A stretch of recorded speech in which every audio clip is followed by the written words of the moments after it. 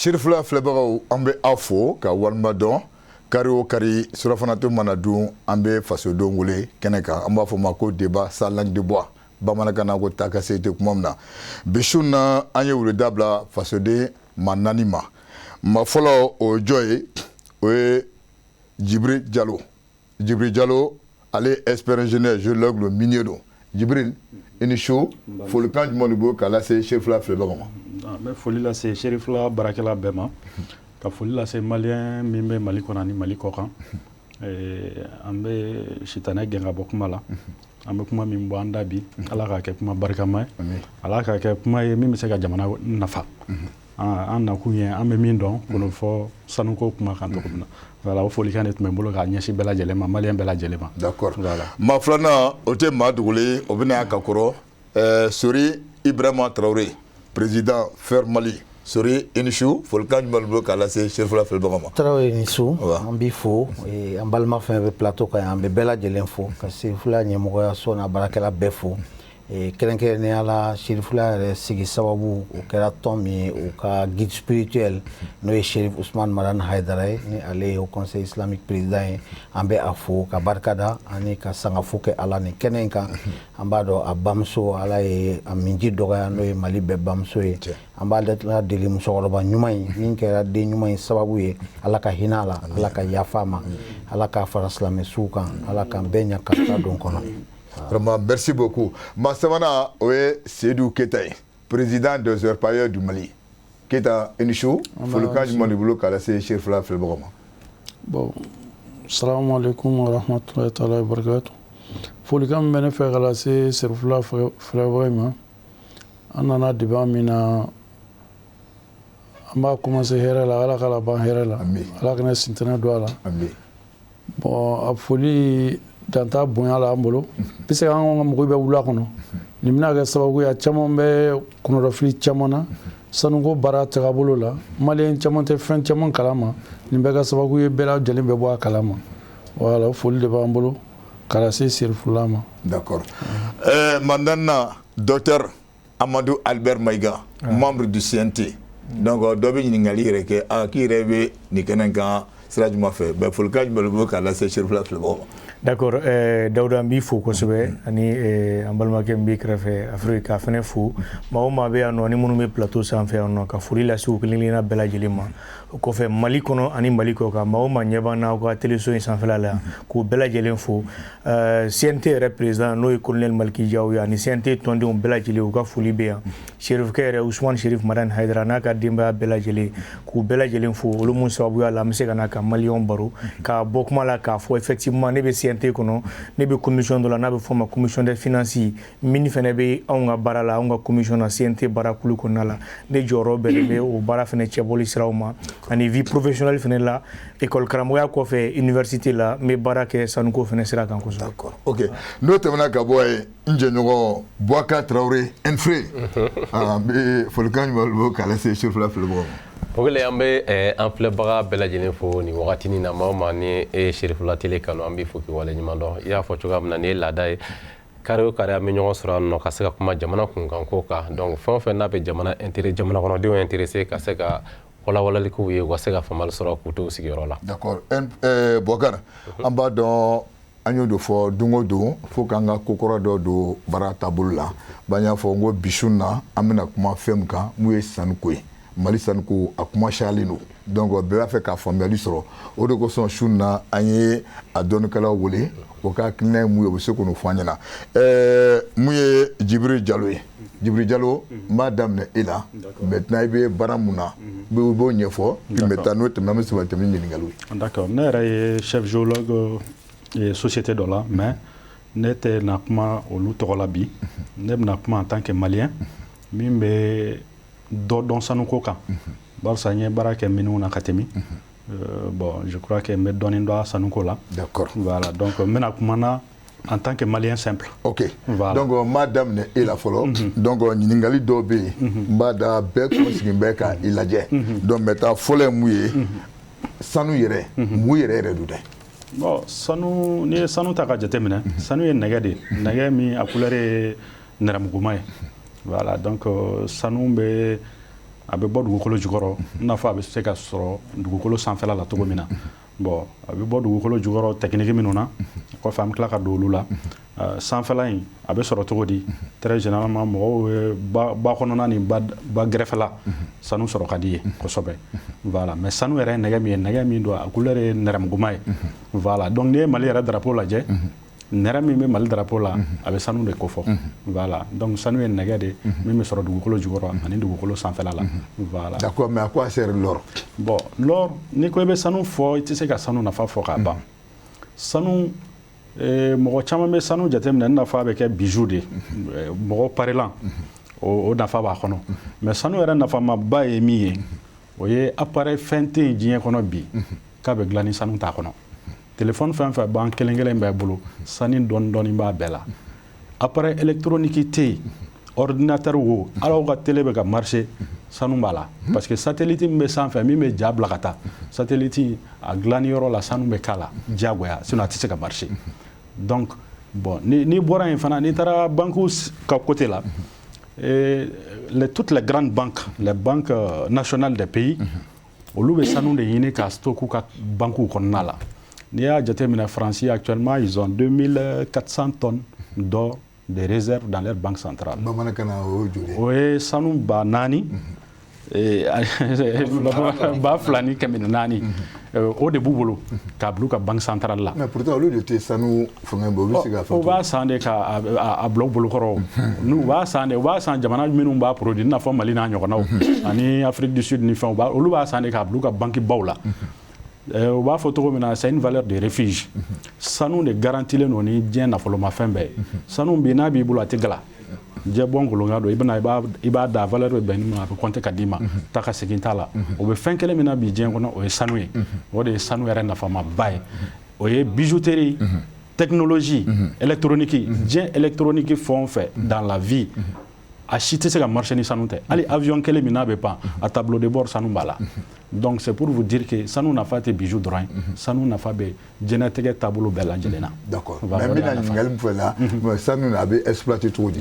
bon sanu exploitation suguya ka ca damanda sanu bɔcogo bɛ yen damanda ladala sanu bɔ o système bɛ yen olu bɛ dama sen ka sanu bɔgɔ bɔ dingɛ jukɔrɔ u bɛna u b'a ko ka sanu bɔ a la bon n'i bɔra yen minnu ta bɛ yen minnu ta olu bɛ produit utiliser n'u b'a fɔ o ma ko cyanure i bɛ cuve belebeleba minnu ye minnu kɔnɔna la cyanure de bɛ utiliser a la pour que ka sanu traiter o y'a sanu bɔcogo modèle mais olu b'u ka dingɛ belebele ninnu de tigɛ u b'a fɔ a ma ko pit n'u y'a tigɛ u bɛ sanu bɔgɔ parce que sani i ka se sanu ma recherche dɔ de bɛ kɛ fɔlɔ ka sɔrɔ ka dɔn k'a fɔ nin sanu in bɛ yan a bɛna bɔ cogo di expert dɔw bɛ olu b'u sigi olu b'o fɛɛrɛw tigɛ bon bɔgɔ ninnu mana bɔ sisan bɔgɔ fana bɛ taa usine de la usine b'a traiter ka sanu bɔ a la o ye mine industrielle ye bon n'i bɔr'o la i bɛna laverie la laverie ye jumɛn ye o ye ka sanu bɔgɔ ta i mago tɛ k'a buraye i mago tɛ k'a kari i b'a ta cogo min na i b'a ko ten i bɛ sanu bɔ a la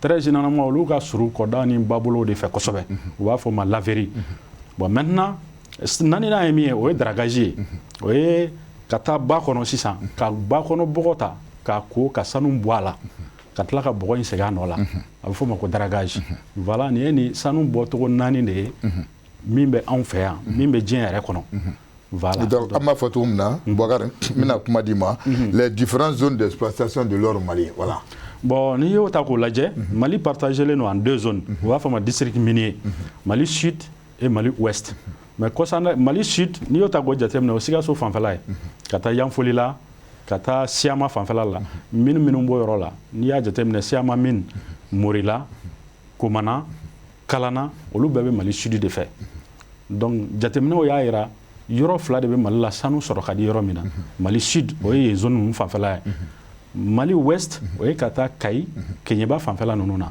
a bɛ fɔ o ma Mali ouest n'i y'a jateminɛ Mali minnu bɛɛ centralisé len don yen fila de kan mais kɔsani na an nana ye sanu bɛ ka bɔla Kidali Mali nord la Kidali ni Gawo fanfɛla dɔw a bɛ fɔ o ma Mali nord mais Mali nord étude ba ma kɛ yen kan kosɛbɛ pour que k'a jira k'a fɔ yen sanu bɛ se ka bɔ i n'a fɔ usines b'a bɔ cogo min na mais sisan u bɛ k'a bɔ i n'a fɔ dama bɛ bɔ cogo min na voilà donc on peut dire que bi bi in na sanu bɛ bɔ Mali yɔrɔ saba de la Mali sud Mali ouest ani Mali Nord. D'accord. C'est pour cela c'est très rare. Il y a demanda est Mopti, il y a demanda est Tombouctou. D'accord. Voilà. Ok, Boubacar. Ne bɛ ɲininkali min tɛngu la ani i ni sori fila bɛɛ la sanu yɛrɛ bɛ feere cogo di Mali kɔnɔ ani diɲɛ kɔnɔna na a jago bɛ kɛ cogo di. Bon sanu jago bɛ kɛ cogo min na n'i ye grande miniw jateminɛ sanu pour que i k'a feere f'i ka traité c'est comme i coton bɛ cogo min na an ka kɔɔri bɛ cogo min na kɔɔri n'i y'a bɔ pour que i k'a feere f'i ka traité a jalan tɛ se ka feere u b'a fɔ a ma bal bon o bɛ cogo min na sanu fana bɛ ten n'i ye sanu bɔ sanu kan ka traité k'a kɛ 24 carats 24 carats a bɛ fɔ o ma l'or pur à 99,9%. o ye sanu kolen k'a nɔgɔ bɛɛ bɔ a la ye sanu prix fixelen don diɲɛ kɔnɔ 24 carats de la o prix fixelen don a bɛ fɔ o ma ko le prix de Londres o prix bɛ décider Angleterre de don o don c'est pour la i b'a mɛn sanu prix yɛlɛnna a donc anglais de b'a prix sigi anglais de b'a prix sigi diɲɛ kɔnɔ a base bɛ Angleterre de Londres voilà LBME u b'a fɔ ma ten don o don olu de bɛ sanu prix fixé sanu prix bɛ fixé en fonction de la demande et de l'offre ni demande bonyana électronique mago bɛ sanu na satellite ni téléphone dilannaw ni télé dilannaw olu mago bɛ sanu na donc n'u ma sanu sɔrɔ sanu sɔngɔ bɛ yɛlɛ i y'a faamu donc sanu olu de bɛ sanu prix fixé mais maintenant n'olu ye sanu prix fixé minnu bɛ sanu min bɔ olu b'a traité olu bɛ taa n'a raffinerie la k'a raffiner k'a kɛ 24 carats ka sɔrɔ k'a feere sisan mais maintenant n'i taara damanda taabolo sira la bon ne bolo Soribo dɔn ani Keita olu b'o feere cogo ɲɛdɔn kosɛbɛ ka tɛmɛ ne kan. ok o b'a to n bɛ taa Sori fanfɛla la Sori n b'o ɲininkali kelen kɛ la sanu bɛ jago cogo jumɛn na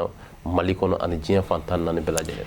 Bon, Djibril Diallo y'a fɔ cogoya min na sanu sanni feere a y'a fɔ cogo min bɛ dɔ fɔ Orpaïrou ka président bɛ a dafa an ka damandaw la Mali kɔnɔ gɛlɛya fanba bɛ yen de sanu sanni feere ko la parce que bisa ɲagami min bɛ Mali sanu ko la a fanba dɔ ye Mali sanu feere ko ma ɲɛnabɔ sanni feere sira kan surtout damasen sanu parce que n'i y'a jateminɛ damasen sanu kabiri sanu dingɛ kɔnɔ mɔgɔ dɔw bɛ yen olu bɛ se ka nafolo bila kunbala na ka bila sanu ɲɛ parce que an ka damasennaw mɔgɔ bɛ se k'a fɔ ko an ka jamana kabiri indépendance taara ka se fo bi ma Mali ma ba don a ka damasen sanuko la olu kɔni kɛra i b'a fɔ ɲinan kɛra mɔgɔ minnu kɔ kow labɛn cogoya la donc o kɛra sababu ye u bɛ baara kɛ gɛlɛya sugu bɛɛ kɔnɔ donc o gɛlɛya ninnu fana bɛ kɛ sababu ye maa dɔw bɛ taa ka taa nafolo don u la k'u dɛmɛ u ka damasen minankow la k'u dɛmɛ u ka balokow la k'u dɛmɛ hakaja u ka ni jiw ko a b'u kɛɲɛ k'u dɛmɛ o minankow la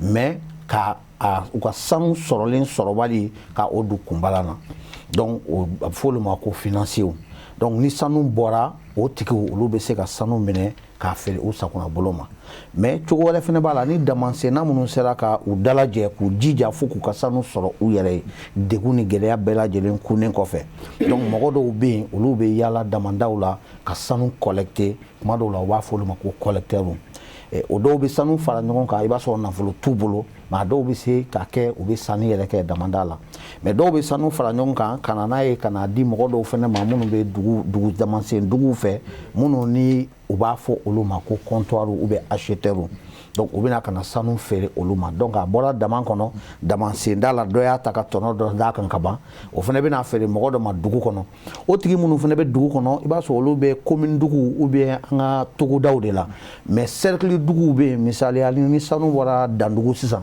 i bɛ taga sɔrɔ mɔgɔ dɔ bɛ yen o b'a san commune kɔnɔna la mais mɔgɔ dɔ bɛ Keɲeba ale de ye nafolo bila ka taga o fana ka patron bɛ Bamakɔ yan donc sanu bɛ yɛlɛma o bolo kɔnɔ ka na se fo dɔ ma Bamakɔ mais gɛlɛyaba min bɛ o la normalement o comptoir minnu filɛ nin ye pour que olu ka sanu sanni feere kɛ a ka kan olu ka kɛ sariya dɔ de kɔnɔ o comptoir ninnu fana bɛna sanu di minnu ma Bamakɔ yan olu fana bɛ exportation kɛ parce que Mali damasen sanu a bɛɛ lajɛlen bɛ taga ɲɔgɔn sɔrɔ Dubaï de sanu mun bɛ feere Dubaï ka caya n'a bɔra Mali sanu société minière kelen de bɛ Mali la an b'a dɔn ko min ka sanu de la ka taga feere Dubaï ni hakili la bi o ye Fabula SA ye fɔlɔfɔlɔ Wasolor kun don sinon Mali société minière bɛɛ ka sanu bɛ taa Suisse ni Afrique du Sud sira de fɛ mais an ka damasen sanu Mali sanu minnu ta Dubaï o ye damasen sanu de mais o damasen sanu bɛ t'u yɛrɛ sɔrɔ Dubaï mɔgɔ minnu bolo kɔnɔ ka bɔ Bamakɔ yan o caman bɛ yen olu sigilen tɛ sanu feere tɔnɔ ɲini kama wa sɛbɛn tɛ u la n'i y'u sarada 100 sara la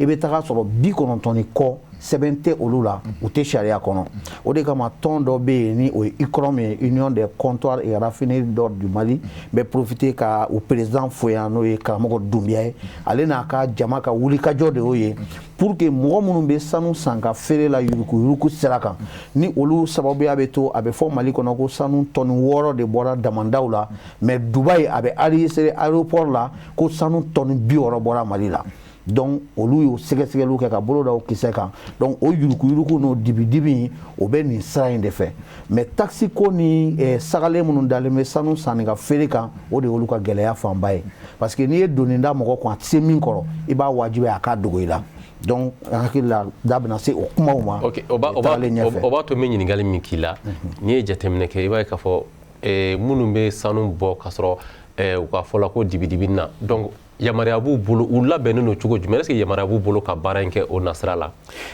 maa minnu bɛ sanu bɔ dibi la yamaruya t'u bolo mais maa minnu don maa kologɛlɛnw don wa u kɔ sɛmɛlen don jamana yɛrɛ mɔgɔbaw a politiki mɔgɔbaw ani a faamabaw de la an tɛ siran k'a fɔ a si la ka sabu kɛ wa o yɛrɛ de fɛnɛ kelen don sababu ye ka Mali sanuko ka tiɲɛni don a kɔnɔ kosɛbɛ parce que n'i y'a mɛn ko Mali sanuko mɔgɔ caman bɛ se k'i ɲɛsin mine industrielle de ma mine industrielle société minière minnu bɛ Mali kɔnɔ société minière 11 ka taa se 13 ma dɔw tɛ kɛ baara la wagati bɛɛ mais 13 bɔɲɔgɔnko don mais olu jɔyɔrɔ min bɛ Mali sanuko la n'i y'a jate minɛ an ka damasen sanu jɔyɔrɔ ka bon ni o ye donc an ka damasen sanu ɲinan kelen don kɔ pewu ka sabu kɛ yuruku ni dibi tigila mɔgɔ minnu bɛ yen maa camanw bɛ yen i bɛ taga sɔrɔ nafolo bɛ olu bolo nafolo ninnu faamaw de kan ka wuli ka jɔ kɛ walasa ka nafolo ninnu bɔ yɔrɔ dɔn nka nafolo ninnu sigana nafolo don kosɛbɛ o sigana nafolo ninnu o dɔw ye jamana nafolo suyɛni o dɔw ye nafolo sɔrɔ cogo wɛrɛw ye hakaja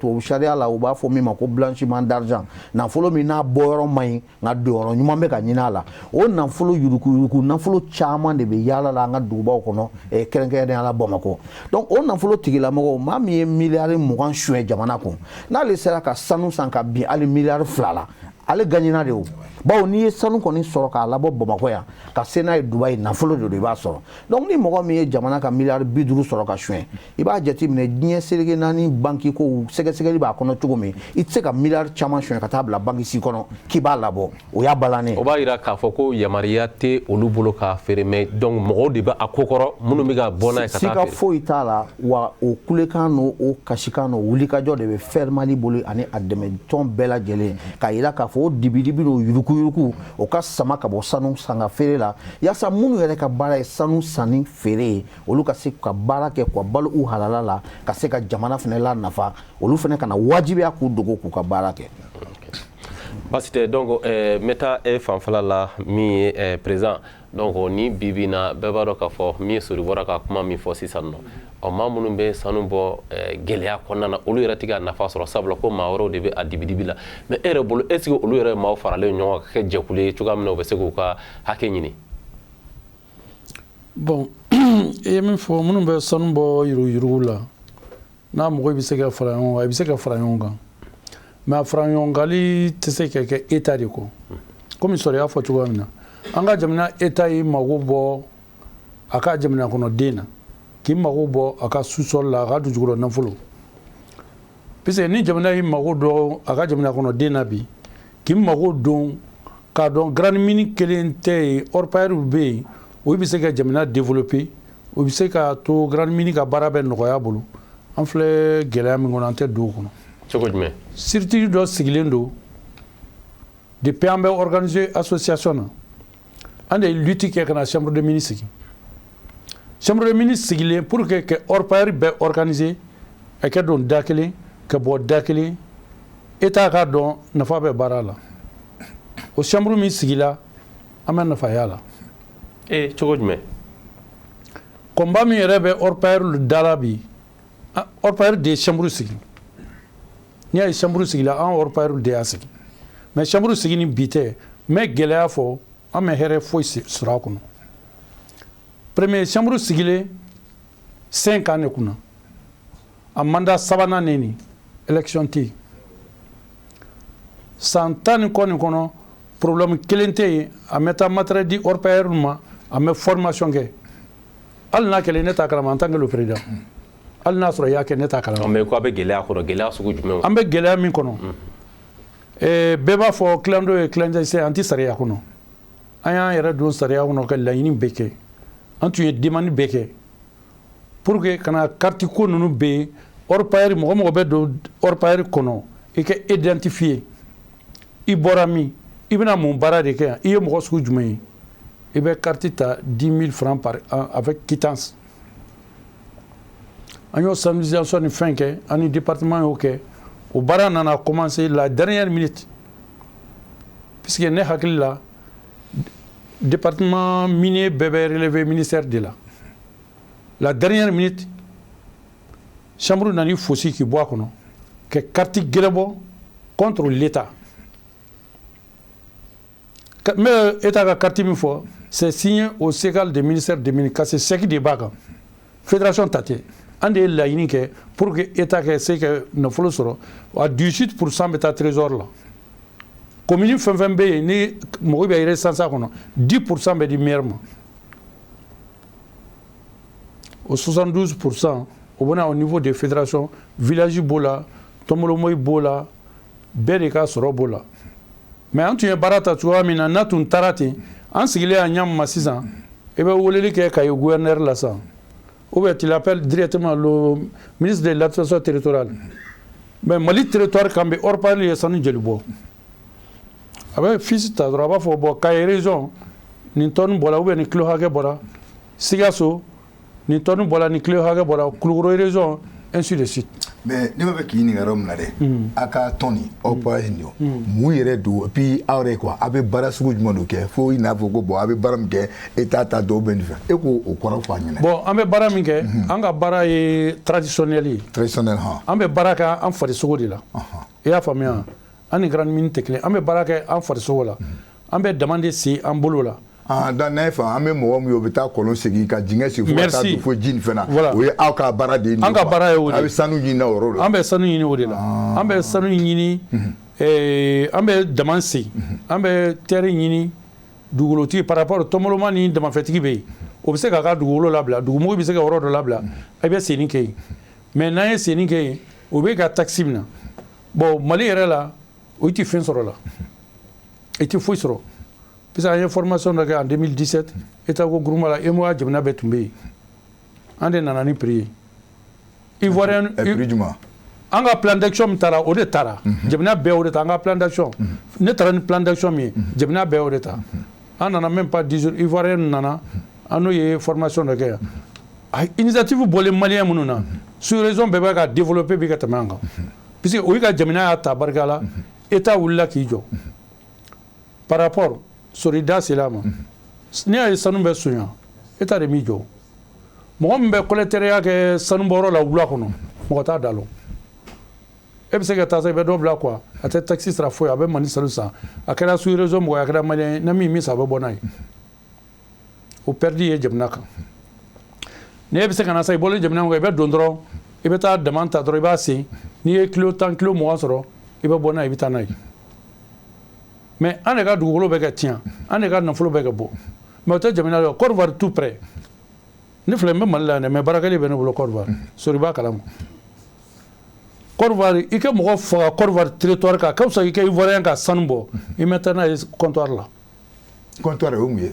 Sanni feerekɛ yɔrɔ i mɛ taa n'a ye i ka mɔgɔ faga Côte d'Ivoire territoire kan orpailleur tulo bɛ n na minnu bɛ malien minnu bɛ yen tulo bɛ n na i ka mɔgɔ faga a ka fisa k'e ye sanu disi kelen sɔrɔ a ka damafɛn kɔnɔ i mɛ taa n'a ye a ka feerekɛ yɔrɔ la i mago sara sanu bɛ yen 20 000 francs par gramme 4,000 par gramme 4,000 min kɔnɔ a 3,000 de bɛ di baarakɛla ma 1,000 feere bɛ kɛ yɔrɔ min na 1,000 bɛ to yen o ye jamana ta ni dugu ta ye. bɛɛ tulo bɛ na ni minnu ko tiɲɛ tɛ nkalon don. mais e yɛrɛ bolo bune la Mali ta tɛ maliyɛnw tɛ se ka se k'u yɛrɛ organiser ka nin ka Mali ta don ba la. An orpailleur yɛrɛ y'a initiative ta an b'a organisation kan a carte lu bɔra a fɛn bɛɛ bɔra mais yɔrɔ dɔ f'i ye sisan carte min bɔra État fɛ a sanction bɛ n bolo yan o ye État ta ye fédération ta tɛ non ni État ye carte bɔ minier bɛɛ kan ka don o kɔnɔ mais ni bolofara dɔ y'i ban ma an yɛrɛ ye tɔn min sigi an ye chambre min dɛmɛ pour que o kɛ se k'an dɛmɛ État ka côté la k'an organiser o ye fosi kɛ bɔ o la i bɛ ka sanni feere ko min fɔ an y'a laɲini quittance bloqué len filɛ an bolo 2021 an bɛ quittance sɔrɔ ka baara kɛ an ka organisation tu peux faire 10 000 emplois état t'a sara ne de ko ten Mali bɛɛ tolo b'an na min bɛ Mali kɔnɔ Mali kɔ kan état ka latabali la ka ta en compte faire président bɛ yan on peut faire 10 000 emplois organisation de b'a sara dɔrɔmɛ kelen tɛ bɔ la état bɛ tila k'a ka 18% sɔrɔ. Ok. b'a fɛ ka ɲininkali kɛ. Vas-y. E yɛrɛ bon an bɛ se k'a fɔ aw ye état ye donc sabula e bɛ CNT kɔnɔ i ye denmisɛnnin cɛsirilen dɔ fana i b'a commission na min ɲɛsilen don sanuko sɔrɔ nasira ma bɛɛ b'a dɔn sɔrɔ kɔni ye fɛnba de an ka jamana in kɔnɔna na sanu donc e yɛrɛ bolo parce que bi bi in na an ko Mali kura de an maliyɛn bɛɛ lajɛlen mako b'o la mais e yɛrɛ bolo bi bi in na fɛɛrɛ jumɛn de kan ka se ka kɛ min b'a to an ka sanu bɛ don ba la aw kɛlen ka fɛɛrɛ jumɛn de sigi sen kan ninnu bɔra ka degun minnu fɔ sisan k'o bɛ se ka Mali bɛ se ka hɛrɛba sɔrɔ a ko la. D'accord, merci beaucoup Kasengaw fo ladala ɲina an bɛ balo daminɛ an bɛ tasi bila kɛ ka taa an balima minnu tɛ an na faso jɔliko la ani k'aw yɛrɛ fo kosɛbɛ aw ka nin initiative la don o don tɛ politique baro ye mais jamana développement sira k'o baro sigi hakili la nin foli kan ka k'aw ye o la o kɔfɛ sanuko ye fɛn dɔ ye jamana kɔnɔ a ka kan an ka tila bakuruba fila ye a fɔlɔ o ye secteur formel ye o ye minibaw ye minnu industrie b'u la gros moyens machine baw bɛ don minnu na ani secteur informel n'o ye minnu bɛ taa draguw la kɔgɔjidaw la keɲɛba ye nɔ sur le fleuve Falémé ani yɔrɔ dɔw la ka se ka baara kɛ k'u ta sɔrɔ maintenant a fɔlɔ n'i y'a jateminɛ sanu yɛrɛ de manière générale jamana n'i y'an ka jamana sɔrɔ bɛɛ lajɛlen fara ɲɔgɔn kan nanzarakan na u b'a fɔ ma PIB dɔw b'a fɔ PIB sanu jɔyɔrɔ bɛ bɛn san 2020 na kɛmɛ sara la tɔmi 10 ani 0,3 ani tɔmi 3 a bɛ bɛn o de ma kɛmɛ sara la maintenant n'i ye jamana ta fɛnɛ Mali sanuko la Mali bɛ sanu ta ka permis de recherche ou bien permis d'exploitation de société ma minnu bɛ bɔ kɔfɛ ka na n'o min 14 industriel hakili o de bɛ jamana in kɔnɔ yan nɔ n'a dira jamana sɛbɛnfuraw b'a fɔ jamana d'emblée d'office 10% ye jamana ta ye gratuitement maintenant 10% wɛrɛ bɛ di jamana ma c'est facultatif o la an b'a fara ɲɔgɔn kan fɔ kɛmɛ sara la jɔyɔrɔ 20 o de bɛ jamana bolo a dividende na a dividende ye jumɛn ni sanu bɔra san kɔnɔ n bɛ misali kelen di ma san 2020 kɔnɔna la sanu tɔnni hakɛya bɔra Mali kɔnɔna la tɔnni 65 ani 100 ani 554 quoi 500 ani 50 ani 4 o wari bɛ t'i jɔ miliyari 1,000 ani miliyari 1,000 ani miliyari 800 ani 89 ani 5 miliyɔn n'i ye san 2019 ta jateminɛ tɔnni hakɛya bɔra o ye tɔnni 65 ye ale ni a kunkan fɛ 2019 fɛnɛ ta bɛ ten mais n'o taara k'o sanu bɔ mine industriel fɛ u b'a b'u ka mine kɔnɔ n'u y'a bɔ mine kɔnɔ u b'a baara kɛ u b'a birikilama labɔ n'u y'a birikilama labɔ a bɛ na Mali aéroport la n'a nana nɔ société de raffinage bɛ yen nɔ minnu b'a ta ka a sanu lajɛ sanu ni ɲamanɲaman min bɛ bɔ ni warijɛw ni fɛnw b'o la k'olu bɛɛ lajɛlen bɔ a la o bɛ taga kɛ kɔfɛ de ka caya Sud-Afrique Suisse ani jamana wɛrɛw la donc n'a taara n'u y'a wari a fɛnw bɛɛ lajɛlen bɔ a la tɔnɔ hakɛya min déclaré filɛ n bɔla k'o de f'i ye o bɛ wari ma o wari fɛnɛ la sisan nɔ wari kɛmɛ sara la o bénéfice la san kɔnɔ 20 bɛ segin jamana ma maintenant o y'a fɔlɔ ye a filanan fɛnɛ ye jumɛn ye sanu fɛnɛ na n'a bɛ bɔ kalo kalo taxe dɔ bɛ yen nɔ a bɛ fɔ comment on appelle la taxe sur chaque gramme d'or à 6% de don c'est-à-dire kɛmɛ sara la jɔyɔrɔ 6 bɛ segin jamana ma maintenant i b'a ye k'a fɔ saba taxe dɔ bɛ yen nɔ a bɛ fɔ a ma taxe alvarorem ta bɛ ta sanu valeur de ka gramme kan o bɛ ta sanu la nɔ wari bɛ récupérer ministère de l'économie et des finances impôt mɔgɔ ministère des domaines o ye ministère des domaines ale ni ministère de l'industrie et du commerce i b'a fɔ an balimakɛ bɔra ka comptoir ko kuma min fɔ yan comptoir 187 ani 7 de bɛ Mali la officiellement donc olu fana b'u ta maintenant n'i y'a ta impôt mɔgɔw ta kan olu ta ye impôt dɔ bɛ yen nɔ impôt spécial sur ISCP impôt spécial sur certains produits hakili o de don o fana bɛ ta sanu usine minnu bɛ yan nɔ u ka chiffre d'affaires kalo la u bɛ mun bɔ impôt mɔgɔw fana b'o prélever u bɛ segin état ma 3% bɛ ta taxe alvarorem na domaine mɔgɔw b'o ta maintenant o fana tɛmɛnen kɔfɛ tuguni impôt wɛrɛ tuguni bɛ ta tuguni n'a bɛ fɔ o ma redevance superficielle sanu usine a mine bɛ yɔrɔ min na jamana DNGM Direction nationale des géologies et des mines Mali yɛrɛ sanu cartographie bɛ minnu bolo n'a ye Kayi mara ye n'o ye Sikaso mara ye n'o ye Gao Nord baara fana b'a la ka kɛ donc olu ni domaine mɔgɔw bɛ bɛn a kan u b'a fɔ bon an ye nin superficie hakɛya de d'i ma wari dɔ bɛ yen nɔ hakili la 75 000 francs n'a bɛ n kunna kosɛbɛ par mètre carré a bɛ calculer o wari fana bɛ ta o fana bɛ segin état ma tuguni ani impôt sur les sociétés ani impôt sur le traitement et autres olu bɛɛ lajɛlen wari ye minnu industrie b'o ta a bɛ segin jamana ma maintenant an ka jamana fana n'i y'a jateminɛ eco transition fanga la an ye mun kɛ an bɛna tuma min na san 2020 n'i y'a jateminɛ san 2019 fɔlɔ Mali sanuko bɛɛ lajɛlen a dividende an ka 20% ye a tun bɛ bɛn miliyari 17 de ma mun bɛ segin jamana ma. mais pourquoi 20% 600 vous appelez an ta ye 20 tɔw n'u ta ye 80 an ma se k'o yɔrɔ faamu bɛɛ kan voilà o bɛ se ka kɛ cogo di a yɛrɛ ka fɛn an nana n'i ye Mali jateminɛ i b'a ye k'a fɔ code 3 de bɛ yen minnu tɛmɛna an bɛ minnu kɔni kalama le code minier de 1999 code de 2012 ani code de 2019 n'o ye code ye mun kɛra a ma mɛn ka se ka jamana bila ni sanu dayɛlɛla ni sanu bɔrɔ dayɛlɛla n'a bɛ datugu fond de réhabilitation des fermetures ka se ka fond dɔw créer tuguni ani ni taxe environnemental dɔw fana bɛ yen nɔ quitus environnemental n'i ye baara kɛ yɔrɔ la n'i tilala n'i bɛ taa kuma min na i ka se ka environnement baara dɔw kɛ parce que a bɛ jouer adamadenw ka sigi kan a bɛ jouer u ka ɲɛnamaya kan ani ka se ka adamaden minnu bɛ yen yɔrɔ la misali la Sikaso mara la ni k'a sɔrɔ Murila don baarakɛla minnu bɛ yen nɔ a ka se ka baarakɛlaw ta an y'a ye k'a fɔ ala ma mɛn yɛrɛ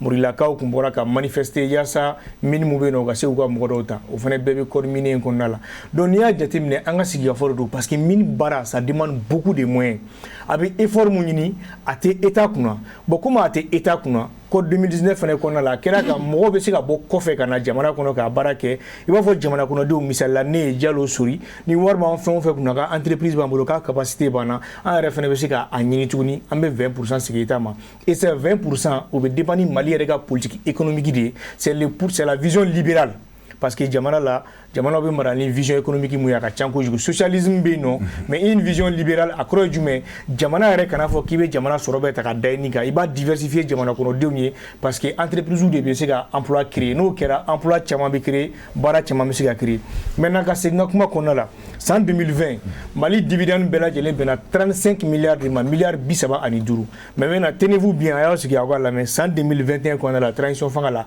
an ka dividende an nana an yɛrɛ sɔrɔ miliyari 64 ani miliyɔn 2 ɲɔgɔn na la miliyari 64 ani miliyɔn 2 o ye domaine ye mun recouvrer uniquement sur les dividendes ça veut dire an kun bɛ nin san bɛɛ lajɛlen kɔnɔna la baara kun ma kɛ wa ka misali dɔ d'aw ma san 2010 kana bila san 2018 la a chiffre moyenne bɛɛ kun ye miliyari 8 de ye nka bi transition fanga la an nana yɛrɛ sɔrɔ miliyari 64 ani miliyari kun kan fɛn na donc c'est pour dire que sɛbɛnfuraw de bɛ jamana kɔnɔna la minnu baara tun kan ka k'a la mini kɔrɔ dɔw dayɛlɛla a mɛnna depuis 1999 2012 u ka sɔrɔ bɛ yɛlɛma ni fɛn minnu ye jamana tun tɛ hali ka hakɛ sɔrɔ hali bi mini dɔ bɛ jamana in kɔnɔ n tɛna tɔgɔ fɔ Mali ka 10% b'o la transition fanga bɛ ka baara kɛ pour que an ka se ka na an ka 20% na et le code de 2019 a bɛ boli mini bɛɛ lajɛlen kan fo n'a bɔra secteur ba fila la douane ta ani fiscalité sira olu fana kun bɛ sira la an bɛ se ka an da don mun na kɔfɛ d'accord maintenant voilà d'accord vas-y d'accord donc ka kuma bila yɔrɔ min na c'est pour vous dire que jamana min ko ye sɛbɛnfura ko de b'a la a sɛbɛnfuraw de bɛ se ka kɛ sanuya ye k'a sanuya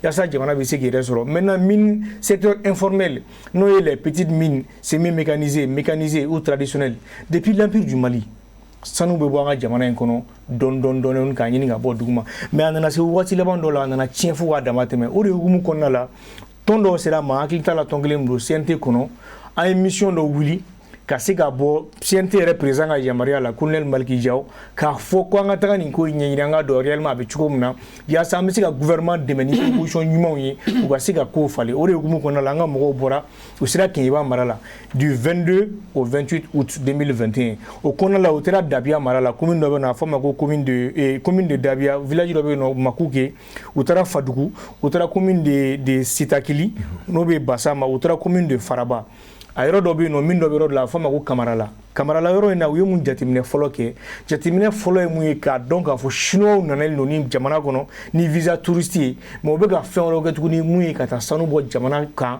o ni complicité dugudenw dugu minnu bɛ yen nɔ ni a marabagaw bɛ yen ani maires caman de b'o la CNT bɛ taa don min na ani société civile mɔgɔw ani mairie ka représentant anw taara an ye nin bɛɛ lajɛlen constaté ka baro kɔnɔna la an bɛ se ka na an m'an da don la k'o walawala. kuma min bɛ fɔra nin sisan e bɛ se ka mun de fɔ ale ka kuma ninnu bɛɛ la de. donc ne bɛ se ka min fɔ dɔrɔn fermement ka jateminɛ la jamana in marabagaw u ma hami fɔlɔ ni jamana ka yɛrɛma hɔrɔnya ye yɛrɛma hɔrɔnya kɛrɛnkɛrɛnnenya la nafoloko sira kan a ye taxi misɛnmisɛnnin caman b'a fɔ taxi ni lɛnpow ka ɲi mais anw ka jamana in sanuko la surtout kɛrɛnkɛrɛnnenya la société minière industrielle n'o ye tubabu damaw ye an ka Mali baarakɛlaw Mali foroba baarakɛlaw u ɲɛ jɔyɔrɔ taara taxi ko ni lɛnpo ko de fɛ Mali bɛ tɔnɔ min sɔrɔ alors que jago bin bɛ se ka kɛ tɔnɔ bɛ se ka kɛ min bɛ se ka baara kɛ ka sɔrɔ a ma tɔnɔ sɔrɔ tɔnɔ bɛ se ka caya a bɛ se ka dɔgɔya mais sira dɔw bɛ yen a gɛlɛyara cogo o cogo jamana bɛ se ka nafa sɔrɔ olu la i n'a fɔ misaliya a da sera fɛn dɔ ma baarakɛlaw ka ko la société minière dɔw b'anw ka jamana in kɔnɔ hali manevuru exploité anw y'a ye yan n tɛna société minière tɔgɔ fɔ mais ka manevuru bɔ jamana kɔ kan ka na n'a ye Mali togoda la ka jamanadenw sigilen to kɔngɔ b'u la minɔgɔ b'u la sɛgɛn b'u la mais ni bɛ se ka faamuya cogo di o tɛmɛnen kɔfɛ Mali sariya b'a jira k'a fɔ société minière ninnu ni mɔgɔ bɔra kɔfɛ ka na wagati dɔ de b'a bolo a bɛ se ka baara kɛ wagati min kɔnɔ sariya bɛ dan sigi a la o wagati in kɔnɔna la maliyɛn dɔ de kan ka k'a ka dankan ye ale b'o o la kalan wajibi n'a ka wagati in dafara wagati jan tɛ ni ma fili san 2 de don donc o san 2 mana dafa bi baro kɔnɔ dɔ y'a fɔ n ye ko san 2 o de ye n ka danaya yuguyugu dɔɔni sinon n ka danaya la san 2 de don mais o san 2 in kɔnɔ a kɛra san 2 a kɛra san 3 ye donc o kɔnɔ ale bɛ maliyɛn dɔ de k'a ka dankan ye a bɛ ta baara la fɔlɔ ni maliyɛn tɛ min bɛ se ka baara in kɛ parce que Mali baara ye maliyɛnw de ta ye mais ni maliyɛn tɛ ka baara in kɛ o bɛɛ la ale tɛ ta ka bila baara in na k'a ka si k'a la a bɛ ta ka wagatinin kɛ a bɛ maliyɛn dɔ lakalan n'o wagati dafa ale bɛ bɔ yen olu b'ale jɔyɔrɔ ta mais mɔgɔw nana anw ka jamana in kɔnɔ manevuru exploité mɔgɔw bɛ na chauffeur bɛ société minière kɔnɔ Mali la minnu bɔra jamana wɛrɛw la mɔgɔw bɛ bɔ jamana wɛrɛw la ka na hali sɛbɛnni kɛ k'i jɔ ka mobiliw tɛmɛtɔ lajɛ k'o sɛbɛn ka malidenw sigilen to mɔgɔw bɛna ka n'o baara kɛ donc an ka jamana marabagaw u m'u ɲɛ ta société minière ka baara ko fɛ ka sɔrɔ o de fana bɛ se ka société minière yɛrɛ lafiya parce que i bɛ sigida min na n'a mɔgɔw ni u ka sɛgɛn e bɛ ka yiriwa ka taa fɛ olu ka sɛgɛn bɛ ka juguya ka taa fɛ a bɛ kɛ sababu ye ka ko caman don sigida mɔgɔw ni nafaɲininaw ni ɲɔgɔn cɛ donc o fana tɛmɛnen kɔfɛ min kɔnɔna la baara camanw de bɛ kɛ Jalo da sera a ma sisan pour que i ka mini baara kɛ i bɛ dingɛsenw de kɛ i bɛ bɔgɔkow de kɛ i bɛ mansinboliw de kɛ i bɛ fɛn camanw kɛ donc o baaraw hukumu kɔnɔna la maliyɛnw ka société camanba de bɛ olu sigilen bɛ k'u bolo da u sen kan mais société minière bɛ baara di jamana wɛrɛw ka entreprise ma min dɔw bɛ Mali kɔnɔ yan hali nɔnɔmugu u b'a san Afrique du Sud ka n'a di maliyɛnw ma u bɛ nɔnɔmugu bɔ Hollande k'a san Afrique du Sud société bɛ nɔnɔmugu san Hollande ka na n'a ye Afrique du Sud Mali min b'i to yan ka nɔnɔmugu san Afrique du Sud fɛ hali bigi société minière dɔw bɛ yan minnu bɛ hali kaye u b'a san jamana kɔ kan donc Mali fanga kun kan k'i hakili to min na o de ye fɛn o fɛn bɛɛ don Mali sanu bɔko la a bɛɛ ka se ka ɲini maliyɛnw fɛ mais misaliya dɔ fɛnɛ di ma société dɔw bɛ anw fɛ yan misisogo misi min bɛ bɔ Mali la ka taga feere Sénégal société minière bɛ bɔ yan ka taga misisogo san Sénégal ka n'a di mɔgɔw ma Mali min kɔnɔna la donc o yɔrɔ la Mali boucherw kun kan ka nafa min sɔrɔ o tɛ sanu san ka feere tɔnɔko ye mais ni Mali boucherw kun y'u ka nafa sɔrɔ Mali mécaniciens kun y'u ka nafa sɔrɔ Mali manœuvres kun y'u ka nafa sɔrɔ Mali ingénieur géologue kun y'u ka nafa sɔrɔ i bɛ taa sɔrɔ hali sanu taxi salen ko ninnu hali caman bɛnna o la an bɛ nafaba sɔrɔ parce que ka kuma kun cɛ fo an k'a dɔn k'a fɔ ko société minière bɛ dépense min kɛ san kɔnɔ Fer Mali y'a sɛgɛsɛgɛli kɛ ka taa miliyari 7 la ka taa miliyari 12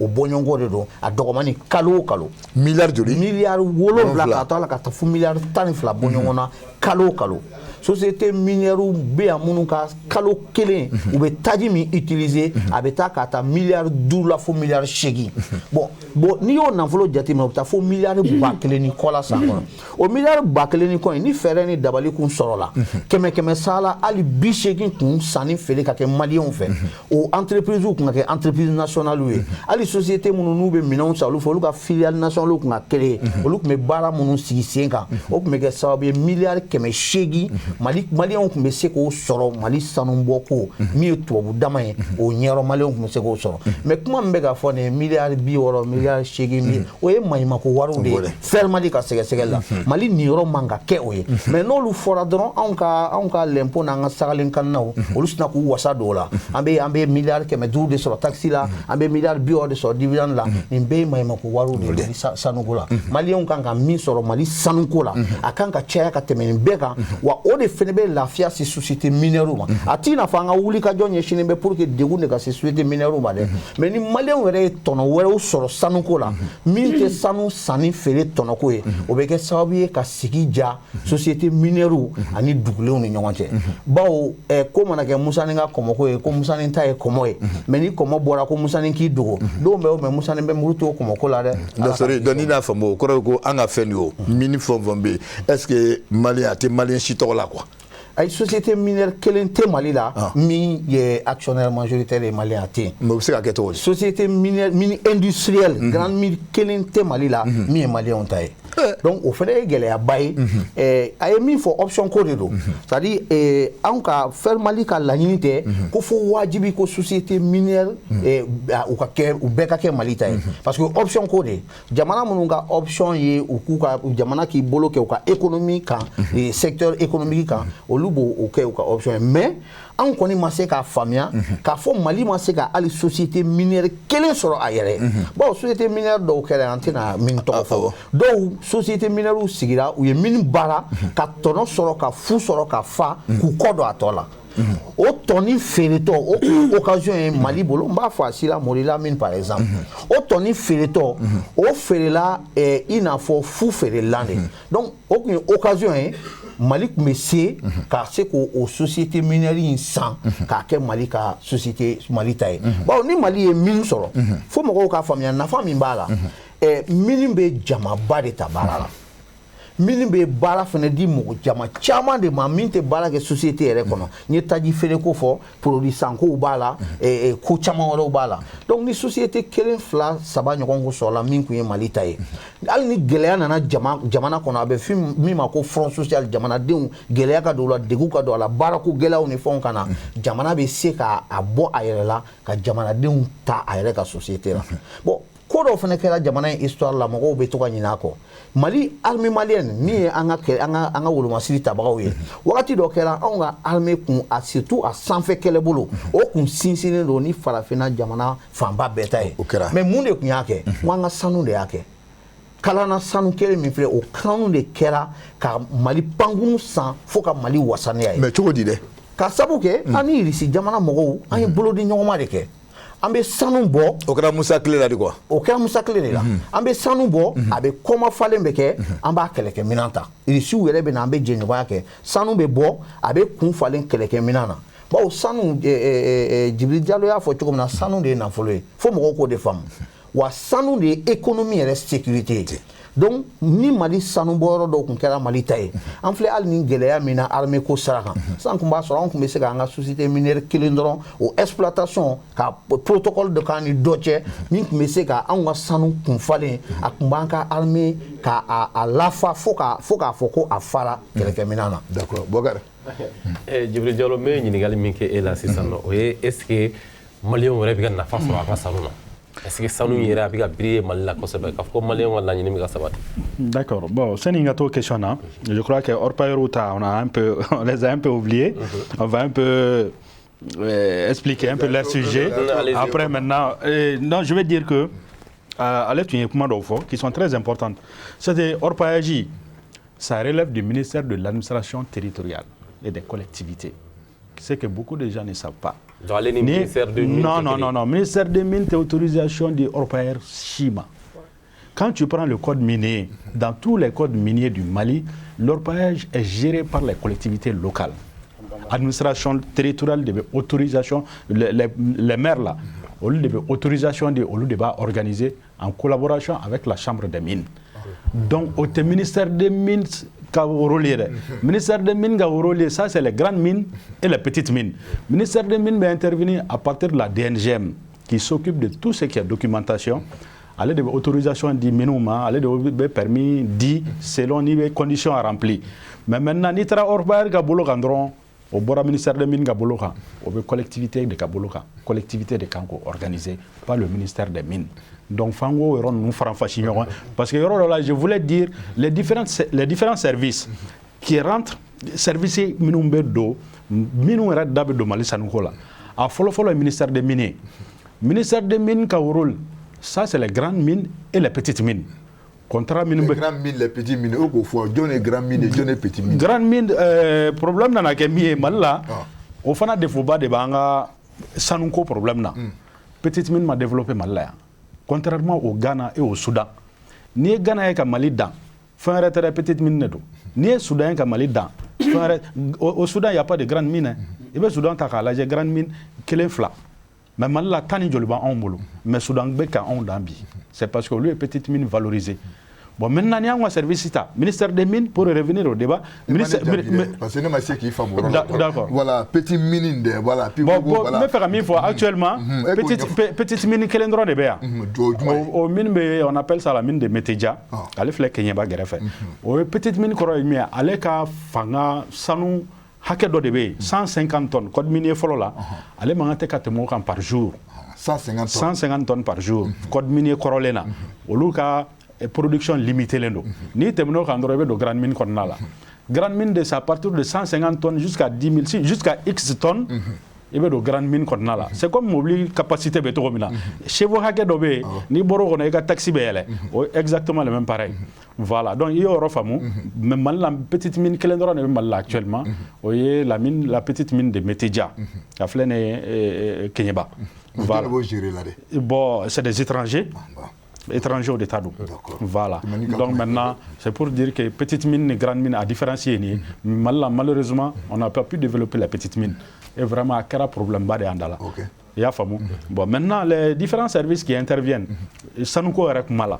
Il y a un ministère des Mines, allait intervenir au niveau de la DNGM et du PDRM.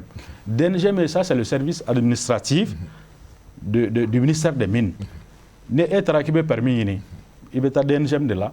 DNGM be condition fina ni o rempli we permis dima permis adam na exploration ko mena nyinini ke nyinini ko na la no nana e nana jatemna ka fo nana nyinini sebe mi yini jato ya era na ka fo sanu be ya il sera ka permis de recherche là après bita autorisation d'exploitation voilà donc DNGM ga rôle yo monsieur Diallo ro do be ni mafo ego sisa anganita c'est du keta bon aller ka wuli capta permis est-ce que c'est ka permis d'aller ni condition de poser les conditions par exemple il faut que société de raquer bolo c'est pour la no follow oluta olu be relever ministère de l'administration territoriale de là dans série il y a pas collectivité territoriale de orpaillage mais mono bon maintenant adum be sanu soro na sanu yini to tekele o sanu yini to tekele parce que petite mine ani grande mine olu ga sanu yini to ni orpailleur ta tekele orpailleur ta lebe jetemina do ke sanu be ya abena abi kaka abi abe do soro sina ma fin soro babla petite mine grande mine ta voilà c'est au hasard voilà mais maintenant les grandes mines olu be étude de ke o étude be c'est qu'à 100 ans sans moi reke société mbo financer ils mettent des milliards et c'est risqué absaka ke o be fin soro absaka ke o te fin soro absaka ke o be minere fana soro mancha donc o de ato jamana chama bi sembo minéraux recherche là parce qu'il y a risque kabou et bien milliards de dollars en finalité était faux isro bon seules les sociétés au lieu de risquer ta 600 kanaka sanu yini nous sanu soro papier do wa fo ma étude de faisabilité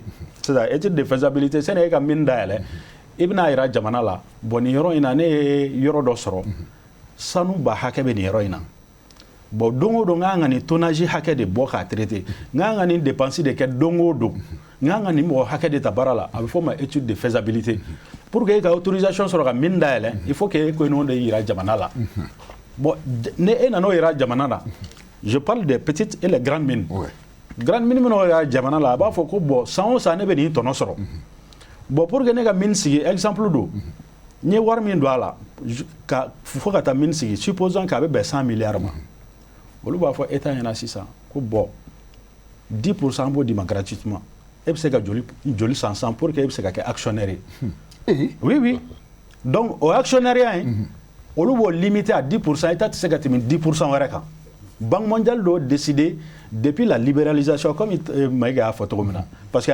dans les années 92 quand le Mali est parti dans le système libéral donc la Banque mondiale a imposé des réformes en économique là. Sinon, la première mine industrielle du Mali, a en 1985 par l'URSS. en collaboration avec des Maliens. Et ces Maliens-là, les docteurs maliens en géologie, ils ont fait leur formation en Union soviétique. Je vais parler de Dr Marane Diallo, de Dr Mamadou Keïta, qui ont été les précurseurs de la découverte des mines au Mali. Mali minba Mali on a découvert en 1985. La première mine malienne, 100% malienne, c'était en 1985, la mine de Kalana. Sogémorque à l'époque. URSS à l'époque, c'était l'URSS, ce n'était pas les Russes, c'était l'URSS. Et le Mali avait trouvé des deals, comme à photo maintenant, ce n'est plus un secret pour personne. Ça nous fait un matériel. Je te donne une tonne, on calcule, une tonne avec un avion hacké Jolima, avec un camion hacké Jolima. Mais il y avait ce contrat-là. Au armement, tout maintenant, quand tu prends. Au gros, Sanouni, c'est-à-dire que maintenant, avec l'État, donc, bon, Sanou Bembolo, donner Makobe avion Kemena. Donc, si ça, on va à calculer. Avec Jolima, avec avion Jolima, avec camion Jolima, ok, on a Sanou Flené. Voilà pourquoi Mali, bien sûr, le Mali on était costaud, on était bien équipés, parce que les contrats étaient bien scellés. Et c'était un partenariat gagnant-gagnant. Itafle. Mais dans les années 92, c'est la Banque mondiale qui a obligé le Mali à ne pas être actionnaire à plus de 20%. Mali Wajibia, et tu sais que tu as 20%. Ah, donc, l'ODA a imposé. L'ODA a imposé, c'est la Banque mondiale.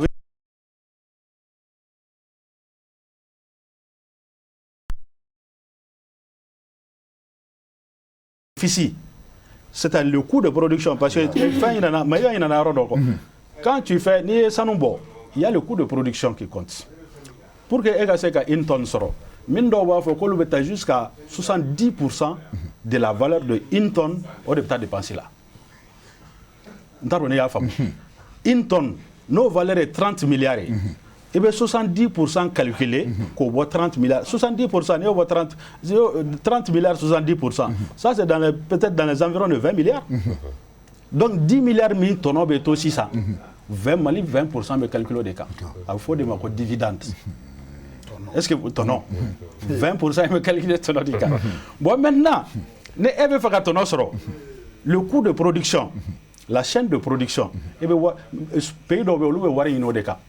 An bɛ courant feere ma an bɛ carburant feere ma baarakɛla minnu bɛ ta a bɛɛ bɛ bɔ Mali la yan sous-traitance jamana dɔw bɛ olu bɛ wari min sɔrɔ o la u t'o sɔrɔ dividende yɛrɛ la donc bɛɛ n'i ka politique de don donc maintenant c'est à l'État malien de voir politique min b'i arrangé i bɛ taa n'o sira di mais quand même k'i sigi ka mɔgɔw lajɛ ils viennent ils nous imposent des choses o bɛ fɛn dɔw imposer an kunna bon kɔfɛ débat kɔnɔna la an da bɛ se o ma an ka sanu yɛrɛ a maîtriser yɛrɛ tilalen don anw na cogo jumɛn.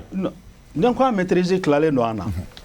Et je vais vous donner, comme ça va un peu anticiper la question. Et ça nous va. Il y a des moments où tu as raffiné Kassoya. Raffiné, ça veut dire quoi? Que ça nous fait 24 carrés. Parce que pour que ça nous fait, il faut que raffiné 24 carrés. Kakokadje. Misal là, quoi est betomna? Pour que Kori ferré, on appelle ça le raffinage, le terme de dégrenage ou quoi. Mais nous, on a valeur balao. Ça nous, quand on fait de ça, à graines, avec un safné, Kori Kolo, avec un safné, avec un touloué, il commence à me annoncer, me marcher nodé. Bon, beto, on a ça nous fait avec tentodé. Ça nous fait un produit d'eau de Benyorana, au produit d'eau est gramme galen d'agagalé, sanoui. Oui, mais Missale a dit, très simple. C'est comme un an Michibla, n'est qu'à voir. Ok, tu me dis, bon, comme Bagandoumonité et Karola, en bas, Bolognon fait. Mais Michi, n'a pas fait 20% nebo de Dima. N'est qu'à faire, ok, problème là. Michi n'a pas fait les Roma. Et quoi Michi Takata fait gasso.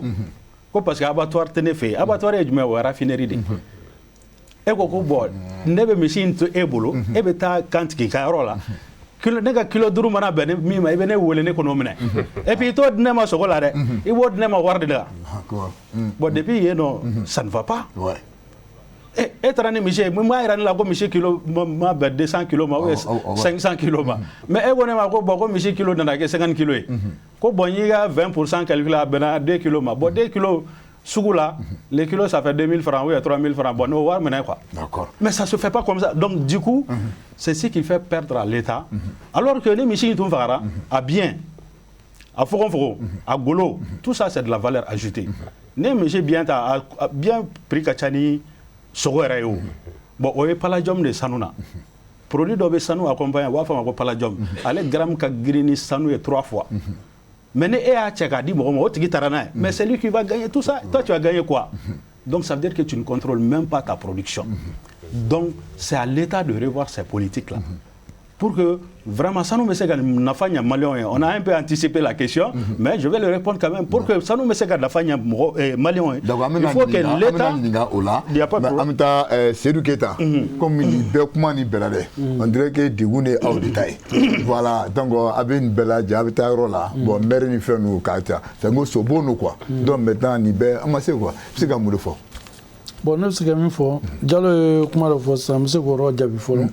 Diallo, hors Paris, j'ai l'administration territoriale des faits. Bon, hors Paris, j'ai l'hors Paris était transféré au niveau des collectivités. Mais la collectivité, c'est qu'on redit mon terre là, tant que sans favorable de la DNGM. Sans favorable de la DNGM. Mais on corrige bien, c'est-à-dire, ça c'est le couloir d'orpaillage.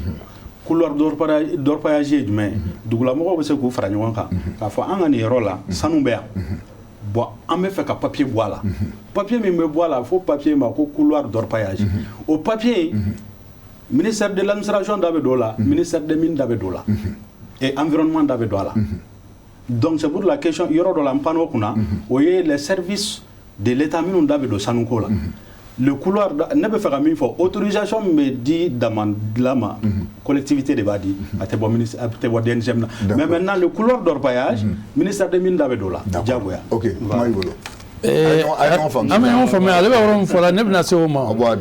l'orpaillage était transféré au niveau des collectivités territoriales. Mais au territoire mal là, n'a pas été permis. Au territoire mal là. Couloir premier mundi là, Santa Sila. Santa Sila. L'administration territoriale, les préfets et les sous-préfets, et ceux qui doivent, les maires. Les maires se sont élus. Depuis leur période, il a transféré l'administration territoriale. Barato tient là. Puis c'est élu le début. Élu Mounoubé, où il a fait mon regard là. Au Temerouya. Au Merni. Maire il a doublé la commune, elle était trop maquillée sur hors par le taxi là. Elle n'est qu'au courage à Tijo. Tout il a qu'il avait fait bon, maire Somala, Sontala, en me baraka oron. Aïté Amerika a vini, aïté foyini. Ni Amerika mana, elle va pas mouiller. On m'a rebat déjà mandala. Au développement non fait. Meri be écrit que bi ko orpaire que ne barani à ce secteur là, avec bara. Par rapport au problème de Maïga da c'est là moi. Le problème des Chinois. Avant que État que voulu quoi, mer le tient. Merveille. A me faut ko orpaire transférer collectivité de moi. Mer le tient. Mais mer le c'est la joie. Mer le c'est la joie. Mer le c'est la joie. Problème ba orpaire ni grand mine. Si c'était que les services techniques oui c'est pas là avec elle. Allez géologue allez ba kala mo. Est-ce que géologue joindre serci que mal là. K'a fɔ an ka nin courant nin sanu bɛ yan traditionnel bɛ se ka baara kɛ yan bon traditionnel bɛ baara an ka nin di orpailleur ma par commune commune kelen dɔ bɛ yen damafɛ tan bɛ yen mais ne ko e bɛ couloir kelen di yen nɔ e ka dugu e ta i ka dugukolo ye commune na nin t'a ka dugukolo ye nin t'a ta ye ne t'a ta ye sanu bɛ ka bɔ ne ka yɔrɔ la a bɛ ka bɔ e ka yɔrɔ la ko k'o bɛɛ to yen ko kana couloir bɔ ne ka yɔrɔ la ko commune bɛɛ kana baara kɛ yen ka gɛlɛn a bɛ ɲa wa est-ce que a bɛ ɲa wa mais ni taara maire fɛn ma sa k'a ka yɔrɔ dɔ di a b'a fɔ ko non ale tɛ se ka yɔrɔ di il faut que fo ɲininkali kɛ kɛ deuxième na n'a y'a sɔrɔ a tɛ dɔ ka permis kan ni maire y'a di n'a bɛ permis kan maire bɛ taa kaso la an bɛ mali a ka maire lu tulo bɛ na ni maire y'a di maire bɛ taa kaso la. ko o b'a fɔ fana ko dugukolo ye état ta don. merci dugukolo état ta ye ale ye géologue ye o parce que a bɛ se ka mali 3 régions a ye géologue y'a k'a bɛɛ la. Permis de réussite, 150 km², 100 km². Et bien, usine de 50 km². Après, il y a 30 km². Après, il y a un garage qui est parti de là. À toi, il y a un orpailleur qui est là. Merci. Comme il y a un orpailleur qui est là. Et puis, c'est que la usine, il y a un ay ka réserve do ima gote sama ay bolo santé usine chamombe mbi ande a découvert que ni sanu bola woro men italo ko mali woro be permis fo or parulu anga demande woro san gabo e va yodro tiki be ya woro la directement petite mine comme fora fait par rapport à min fo au exploitation mais au niveau de Kangaba quand kinyage sombo tege tumbe mangana e mugu tinyona par le permis de Gambi, le petite mine de Gambi à délimitation à Mignon. Eh bien, délimitation, il y a 4 villages ou 5 villages. Mais à Kassurumina, il y a permis de go là. Même en Gajon à Adobe. La terre appartient à Baladou Kenyaba, mais permis qu'elle ait un bateau là. Est-ce que vous m'avez dit que bon, grand mine on avait une amie quoi. Grand mine il y en a hors pair le quoi. Nous faut que madame là. Moi un des chambres ici. Pour que organisation be sekana. Mais depuis chambre ici la chambre il m'a hors pair là. OK. D'accord, amena sekana comme il faut wati do dirama. Voilà. Moi téléphone là.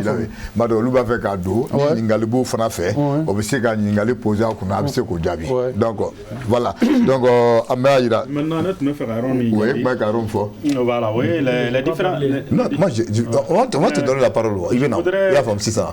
Je voudrais quand même signaler les différents services de l'État qui interviennent. Nous mais intervenir Sanukola. Le ministère des Mines, elle devait DNGMNA, elle devait permettre une fonds 10. Autorisation on est permis on dit. Il faut aller avec plein problème maintenant. Très généralement DNGM de Bodi, ministère des Mines, au ministère des Mines il y a le ministère de l'Environnement. Et tu sais que mine sigi, petite mine sigi ou il y a grande mine. Tant qu'on l'a validé, tu sais que on devait étude environnementale, d'impact environnemental et social. On étude devait faire faisabilité quand après autorisation mais sera dit mais tant qu'environnement ma autorisation dit tu peux pas faire une petite ou grande mine. Donc maintenant la troisième le troisième ministère qui intervient ça c'est la collectivité locale. Tout ce qui est hors paillage on va relever au Lula. Bon maintenant nous le ministère de l'économie et des finances c'est des gros morceaux grande mine me war faire ça taxi dividende tout ce qui va avec c'est le ministère des Mines et des Finances au le ministère de la Sécurité au lieu occuper la sécurité dans les mines ou bien il demanda là où intervenons là voilà la différence service. OK Maïga amena kuma dima ya fama yefsa on doba encore amotita allô oui bonjour salam alaikum wa alaikum salam dema bedi Korbaidila amala tano ambi foki wala mando vraiment ouais bon ambe ka ko débat ta bolo kay voilà mais ambe min fo mali autorité sur ba ka c'est mine nationalisée ka mali chamambla mali chambe moy mbuye kata investi mala ka mais pas bien ko ko be bo sira d'accord sori ayun tare ko ga nationaliser quoi voilà mo chamambe mbi olu prendre ta investi malula mais sans ko mo de selendo pas bien ko ka gelen fana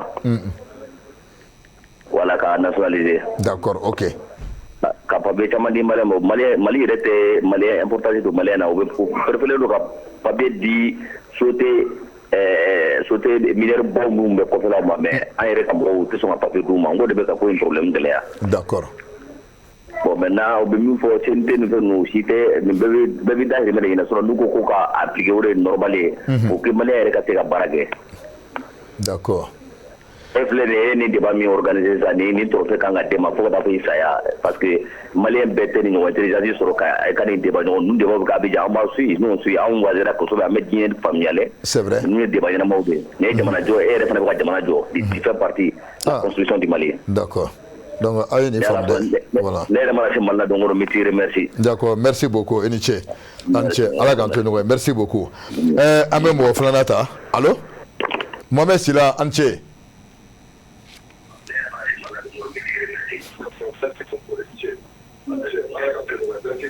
Ouais, allô, Mohamed Sila. Anche. C'est mon Rabedi. Ah, Anche, bonjour. Ah, bon, il n'a pas intervenu. Oui. Ah, ouais. Ouais, Tane. Donc, ah, bah, tu faut que. Ah, bah. Bon, ne be fo. Ah bon. Wa vraiment débat tabolo kay. Merci. Ne kuma fa ka géologue de nyinga. Ah bon. kuma kulobila e k'i mabɔ télé la i mabɔ télé la an bɛ ɲɔgɔn faamu. Voilà, donc parce que géologue ye fɛn caman fɔ sisan. Awɔ. Ko Mali ka gestion. Min na.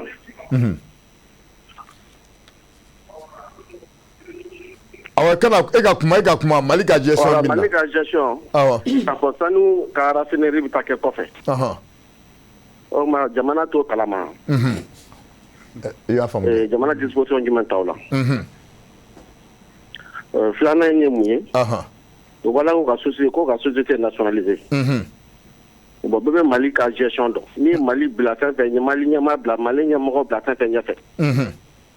Bɛɛ b'a dɔn a bɛ cogo min na. N'a fɔ an bɛ Mali tel fɔ.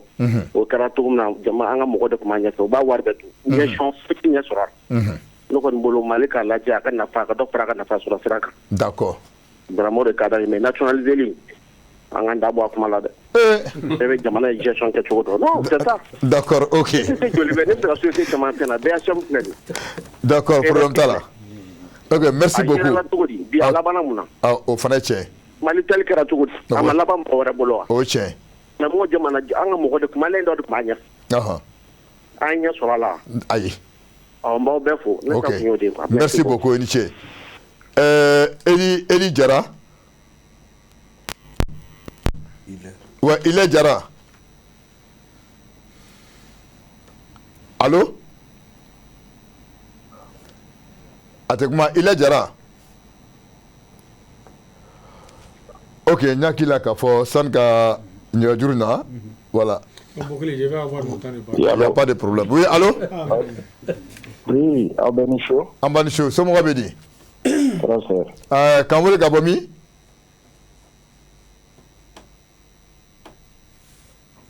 Oui, allô? Oui, quand vous le Gabomi?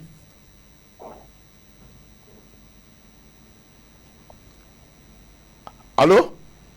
Allô? Ouais, entier. D'accord, ok, allez Masro. Oui. Notre Hilaire Jara. Voilà, il y a encore Hilaire Jara, oui. Barikla. Naïf femme 600. Et de Hilaire Jara, il est société minime, n'a pas beaucoup baril. Barik. Voilà, même ça a intervenu Madoreka. Ouais, allez-y, en Koulbila.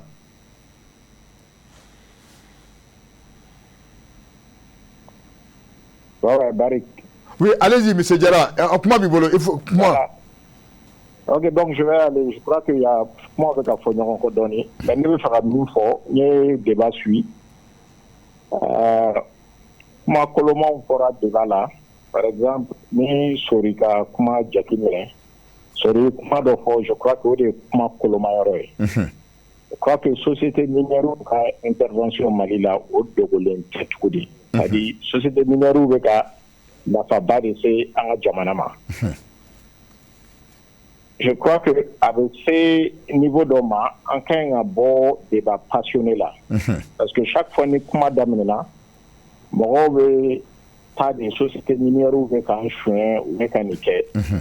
Je crois que Diallo, Dasera, Mini Geleama, Mini Kagele, Kosebe, risque Badibala. Mɔgɔw de wari dɔn ka na an ka jamana na ni machine baw ye ni connaissance baw ye ka na investissement kɛ investissement min kɛ ni wari ye mais a bɛ kɛ ni dɔnniya fana ye u nana ni dɔnniya baw ye maintenant an bɛ se ka an sinsin fɛn min kan o ye dépense minnu bɛ kɛ je crois que Sori y'a fɔ ka ɲɛ yɛrɛ de n'i y'a jate minɛ n'a fɔra kɛmɛ sarala dépenses la ni bisegi ɲɔgɔn bɛ se ka sɔrɔ Mali la an bɛ kuma min na bi o tɛ fɔ o tiɲɛ je crois que mɔgɔw yɛrɛ bɛ ɲina fɛn fɛn ye dividende ni fɛnw ye hali dividende la an balimakɛ Mayiga bɛ bɛ CNT la o y'a da don taxe la n'i y'a jateminɛ dividende o ye sigiɲɔgɔnma 100 o ye 20 de ye o mais mɔgɔw tɛ min fɔ nafa min bɛ don taxe fɛn fɛn bɛ sara n'i y'a jateminɛ jamana bɛ min sɔrɔ a ka ca ni 50 ye. A ka ca ni 50 ye. Mais o ye wari de ye quoi. Ça c'est l'aspect pécuniaire de la chose. Mais an kan k'an sinsin de la sous-traitance. Je crois que le débat quand même est au euro de là. Maintenant, orpagiquement, il faut avec un fort. Et en Balmaké, c'est le Keita, Coco Société Minière, ou bien géologue, mine de la recherche géographique transitionnelle. Je crois que dès Nafabe Malila, Orpaeru Nafaboula, Société Minière Bao Nafaboula, et en avec la société Barik, Somelo permettant. Je crois que avec la société Floy, en géologue et recherche, quand a permis Yoro d'Otiké. En famille, c'est Orpaeru Kassiki. En a PDG annonce que télé la CAFO après le nom, à forage ou qu'à fond, mais il faut que le ministère des Mines, Kana, ait une collectivité, car demain, en a moro organisé, ce qui permet pour garder un projet de piloter Malila. Je crois qu'au débat, nous de Bangela, PGSM, un projet de gouvernance minière, en Banque mondiale de Baraké, qu'à millions, à 4 millions, moyens, câble à Tabalkan, pour que mais allez signer, à me programmer, ça fait plus de 3 ans, 4 ans. Mais allez signer au projet, madame. Je crois qu'au débat, il y a quel débat, oui. Par exemple, Edu Keita, allez essayer à Baraké avec le ministère CAFO, mais permet de anga bara pour qu'il y ait un projet piloté Malila. Je crois que nous avons d'accord. Mais on a un débat des passionnés. Par exemple, il y a un clé et géologue dialogue yoro mifo. Ka foko sanu keni michi faga michi beta PV yoro e. Ne fa kuma jengene no te fin doni. E ga kuma clé. PV yane. Ati PV dugu kokane avec PV mine kono. État devant la DNGM, devant la douane, devant les services, et l'État avait pesé avec ce rabot. A pesé du coup donc quand avait ta dernière et dogodogo de rokata qui avait que dernière. OK. Voilà, on est d'accord, merci beaucoup. Nyakila kafo ay questionnaire nous famde. Sorieta ani Diallo, anita voilà, mo warebe amotita. Allô? Allô, Amsou. Amsou, somo wabedi. Oui, Moussa Kamara, quand vous le gabomi? Ok, d'accord. Merci beaucoup. Ah, quand il y a un gars, Malisa no go ma ko ngal lo ke sente ni moy na ko ah sente ok maiga ok voilà Malisa no me wo ki dal yela la la ni ba a so so kan ko ma me wo san me Mali ko fe mais datura Mali région do tala mais dal sanu go re amma me en principe ga sanu bo me avec la halad me la quelqu'un sans quoi d'accord ok merci beaucoup maiga sebe kaba abena ijabi Ambe Mogoreta. Allô? Ok. Allô? Oui, bonsoir. Bonsoir, monsieur. Ousmane Diatara. Oui, depuis Korofina. Oh, d'accord. Comment vous ok. Amsou? Mbanche. Tiens, une émission, je suis très content aujourd'hui. Merci beaucoup, merci. L'émission qui concerne vraiment le développement même du pays, je pense que c'est très intéressant. Merci beaucoup. Bon, là, nous avons basé les 3 questions maximum. Ah ouais. Contrat. Est-ce que de nos jours, c'est un thème non? Ah ouais. Est-ce que c'est qu'à le nombre d'employés en CDI ou le nombre des employés en CDD? Parce que moi, si ça me prête, ça m'a bien non. Moi, je vais prêter là. Ou je vais au final, il faut sur dans l'avenir. Il y a une personne là, et puis est-ce que l'État a pris des mesures pour ça? Ok. Bon, on entend que des fois, qu'elle est Mali, Guinée, frontière, nous avons sans nous il y a vraiment qu'elle est hors païrou. Est-ce que l'État a une mesure du même état là parce que nous qu'elle est non? Yoro la Guinée va beaucoup le temps de Yoro la Mali va beaucoup le temps de vous savez que je vous dis. Est-ce que l'État a pris des mesures relative à ça? D'accord. Bon, pratiquement, ok. Merci beaucoup. Merci beaucoup, Eniche. Wambe otiga mo là-bas. Allô? Allô?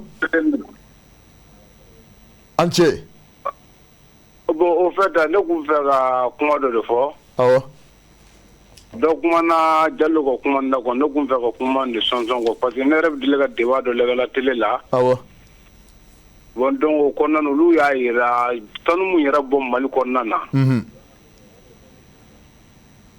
voilà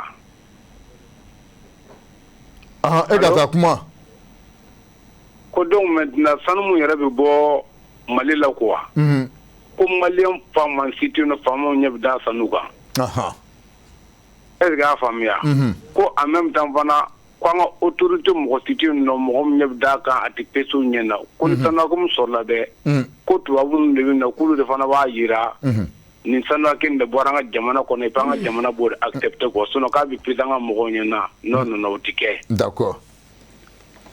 Ah? Ok, a bɛ nin jaabi. Ok. Ok, merci beaucoup. An tɛna nin kɛ laban yan Nos. Ok, allô? Voilà. Allô, patron, ça va? Ouais, ça va. Somɔgɔw? Ouais, kɛnɛ, ka wele ka bɔ min? Ka wele ka bɔ Nigela. D'accord, Nigela, ok. A ti Nigela. Ouais, ka bɔ Nigela, an tulo b'i la. Sisan ne bɛ ka min fɔ u ka kuma na. Walayi yɔrɔ cɛ y'a kuma min fɔ tiɲɛ dɔn nka Mali fɛn ko tɛ ko maliyɛn don ne dala yɔrɔ min na o fɛn tɛ yen. O cɛ jumɛn ye jɔn de ye kuma fɔ? N t'a dɔn pour le moment tuma min na bɔra sisan ka kuma laban fɔ quoi. Awɔ. I y'a faamu? N y'a faamu. Wala ko ko tiɲɛ yɛrɛ la maliyɛn tɛ foyi sɔrɔ ka facture la mun bɛ se ka kɛ maliyɛn yɛrɛ nafa na ne yɛrɛ ma se k'o fɛn yɛrɛ sɔrɔ hali an natɔ ka bɔ jamana kɔnɔ pour le moment jamana wɛrɛ denw fana bɛ se ka bonya min sɔrɔ maliyɛn yɛrɛ t'o sɔrɔ a ka faso yɛrɛ kɔnɔ fɔlɔ. D'accord. I y'a faamu? N y'a faamu. Ala an bɔtɔ frontière la grâce à Amérique yɔrɔ o yɔrɔ bonya yɛrɛ de tɛ maliyɛn ka yɔrɔ ci i nana i fana ka jamana kan hali bɛ fɛ ka baara sɔrɔ bonya yɛrɛ tɛ maliyɛn fana ka tiɲɛ yɛrɛ yɛrɛ la i bɛ ka kuma min fɔ dis la vérité a bɛ ka tiɲɛ yɛrɛ yɛrɛ de fɔ an ye. D'accord. I y'a faamu? N y'a faamu. Anw ye denmisɛnninw an bɛ diɲɛ yɛrɛ la su ni tile. D'accord. An bɛ taa ji kan an bɛ segin ji kan. Ok. I y'a faamu? N y'a faamu. Bon i bɛ ka kuma min yɛrɛ fɔ ni yɛrɛ kumakan yɛrɛ b'an walawala hali jamana wɛrɛ kan ka bamanankan yɛrɛ yɛrɛ fɔ o b'an kɔntan fɔlɔ yɛrɛ. D'accord. I y'a faamu? Bon n'a yɛrɛ hali français yɛrɛ fɔli man di ne yɛrɛ. Non, a problème t'a la. Ok, d'accord. Voilà, fɔli man di n ye quoi. D'accord, problème t'a la. Voilà, ni bamanankan fɔra dɔrɔn a b'an kɔntan quoi. Il y a pas de problème. Voilà, Ala k'a bolo mɛn. Ami. Bon, mɔgɔ laban an b'o tigi ta. Allô? Donc n bɛ fɛ k'a fɔ de ne bɛ ka aw ka débat de suit. Oui. Ne bɛ ka télé lajɛ télé ɲɛta télé sirifila. Awɔ. Donc n bɛ k'a lajɛ maintenant ne bɛ fɛ de u ka se ka kibaruya d'an ma parce que sanu bɛ ka bɔ dugu min na école-so ko jɔ ani forage ani dɔgɔtɔrɔso. Ok. Donc n'o tɛ yen nɔ dɔrɔn jamana tɛ se ka stabiliser. D'accord. Voilà. Ok. Forage. Ani école-so. Ani dɔgɔtɔrɔso. Voilà. Ani dɔgɔtɔrɔso. Ani école-so fana quoi. Ok. Voilà, ani école-so. Ah bon, ok, d'accord. D'accord. Jamanadenw ka arranger ka ɲuman d'u ma. Ok. Je pense qu'il y a... D'accord, ok, merci beaucoup. Il y a monsieur Diallo. Allô? Allô? Oui, Ancho. Bonsoir. Bonsoir, monsieur. Oui. Moi, je m'appelle Oumar Chekna Traoré. Oui. Allô? Allô, Uncle Bila, ouais. Allô? Allô, Uncle Bila, Ekata, Ekakuma. Allô? Oui. Oui, je me présente. Je m'appelle Oumar Chekna Traoré. Ah ouais. Ok, d'abord, Nafoli be plateau Moye. Au Béalamine. Débat, c'est un débat très intéressant. Merci. Et surtout particulièrement connaissant les mines. Moi, je suis un ancien militaire. Oui, et tu comment Bamanagana, il est sur la Sikoroye. Ah ouais, bon d'accord. Bon, il est sur la Sikoroye. Ah ouais. Un ancien aviateur de l'armée de l'air. Voilà. J'ai fait l'aviation pendant 15 ans. Autant de Moussa, autant de Moudbo. Ouais, je suis de la classe 73. Ok. Donc, je suis à la retraite depuis 2014. Ah ouais. Bon, après 43 ans de service. Sabinani, ça va, Barakofe. Il t'a fait Bamanagana flaguer. Pardon, Djalagé. Sabinani, ça va que plus de Barala. Panga Pruti, la Sovatia, la Nana, et à ta retraite là. Et qui s'y Donc, j'ai créé une société et je me suis mis dans les mines. J'ai permis ça. J'ai essayé de comprendre vraiment. Moi, il va de faire il va essayer qu'à don, il va qu'à calanca, famouya. Bon, et n'est qu'à question fla de bénévoles. Et surtout, le secteur minier a volé important fla d'eau. Les orpailleurs et les mines. N'y a mis famouya. Mais et orpailleurs n'a pas babala. N'y a mis famouya. Orpailleurs qu'a présent la kumana. Mais mami famouya. Il disait qu'orpailleurs traditionnel ou l'outou barala. Nous ou frayon a kou kafo kou formé. Bon structure d'obé chambre de mine au cas au de grand OK. Autant que depuis plus de 5 ans à bureau m'a renouvelé. Mais d'ailleurs moi toy orpailleurs m'a organisé bibina. Moi je suis dans le secteur. N'a pas permis avec ngaba. Mais nous organiser là. Hein? Et chambre de mine ka a Jorofi. Vraiment abaye mo tite ni a grande mine nafala. D'accord. Malikura tejo. OK. Ni malo yere mayelema. Sigatina. Malikura tejo ni maya. OK. Moi mi fort. À l'endroit du représentant de TNT. Ouais. Maïga. Vraiment ce secteur là, ce département là, c'est un secteur stratégique. Et comment on a souvenu Mani min folo OK Kalanade. OK Kalanade. Et jusqu'en 91, c'était la première armée de la sous-région. Pour preuve, et en d'autres CFA là, les pays voisins, ils n'étaient pas du tout d'accord. Comment on a fait Avion da, le secret professionnel me retient de le dire. Oui. Hein? J'étais sur l'an 26. Hein? On a il y a un migi côté. On doit voler. Mais au point arrêté, par escadrille. Mais entre 91 et maintenant, oui, aviation taille mot dedans. Blindé tout là. Artillerie tout là. Infanterie tout là. Commando parachutiste tout là. En même nous la larguer. En même nous larguer. Bon, ce secteur-là, ça doit être un secteur stratégique pour l'État. Et réellement, ça doit être.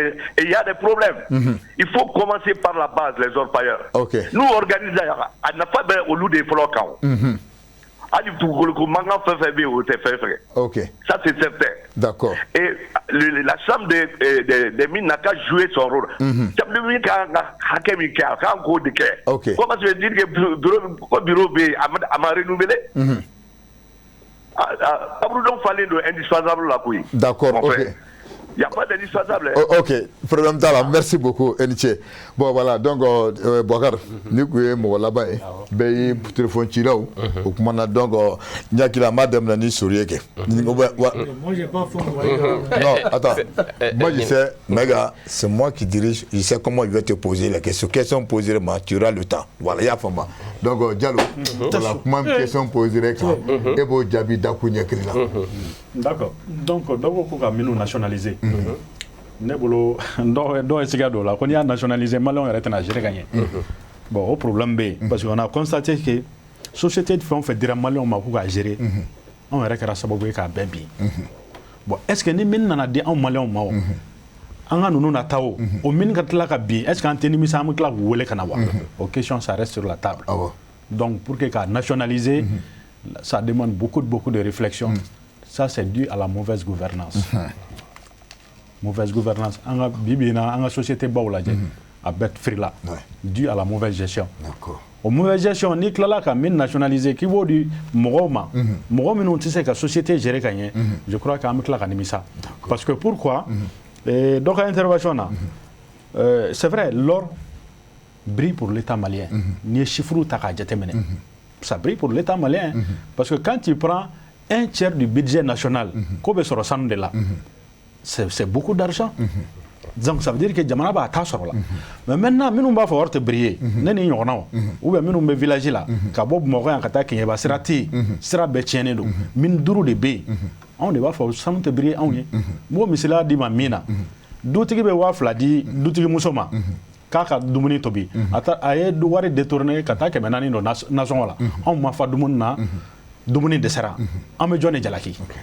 Ame dutigi jalaki na sɔrɔ an tɛ wari da dɔn a bɛ wari min di mais don min na n'a ko an ma ne bɛ 2,000 de di nasɔngɔ la o don an t'a ɲɛsin dutigi an tɛ jigin dutigi la bilen o a dɔnna ale y'a seko kɛ a dira min ma o de ma ka baara kɛ donc o y'o yɔrɔ ye k'a fɔ an bɛ min nationaliser an ka débat dépassionné an ka lajɛ il faut être réaliste o ye ça demande beaucoup de réflexion bon maintenant deuxième question ye min ye quant au raffinage de l'or est-ce que jamana b'a kalama wa bon ne bolo jamana kan ka ko kalama san bi naani bɛ sanu bɔ la troisième producteur raffinerie tɛ ka jamana kɔnɔ mais e b'o turu da jɔn kun mais e yɛrɛ fɛ c'est raffinerie bɛ yan a tɛ yen min bɛ yen raffinerie 2 de bɛ Mali kɔnɔ yan bi o ye raffinerie min bɛ aéroport la Kanku Musa ani raffinerie min Marina Gold qui appartient à un Malien min bɛ aéroport la l'idée était de raffiner l'or du Mali mais malheureusement ça a été dérouté qu'à quelque bon ou qu'à orpailleur ou qu'à sans de raffiner. Donc au lieu que ça soit la grande mine, ils ont essayé qu'à les petites mines et récupérer l'orpaillage au lieu qu'à production. Mais Johnny ok. À propriétaire. À propriétaire c'est un Italien. Allez nanana idée. Mais maintenant donc comme il a capacité qu'à de mine bauma.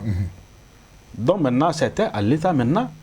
Ka raffinerie belebele do yini ko sigi Mali kona mi jamana yɛrɛ ta ye mais maintenant les deux raffineries là olu bɛ se k'o occuper les petites mines ani production locale min bɛ bɔ arbayaro ta k'o raffiner anw fɛ yan mais maintenant dire que jamana t'a kalama pour moi ça c'est un manque de volonté et de vision politique c'est-à-dire 40 ans de production troisième producteur Sénégal tout près qui n'est pas un pays minier Macky Sall a obligé l'autorité au coup à raffinerie sigi le Rwanda tout récemment a créé sa propre raffinerie bon maintenant la raffinerie ça coûte combien c'est de 50 à 100 milliards et qu'à 50 à 100 milliards et qu'au déquet, au de Dakadila, 100 tu perds des centaines de milliards inutilement parce que tu ne contrôles pas.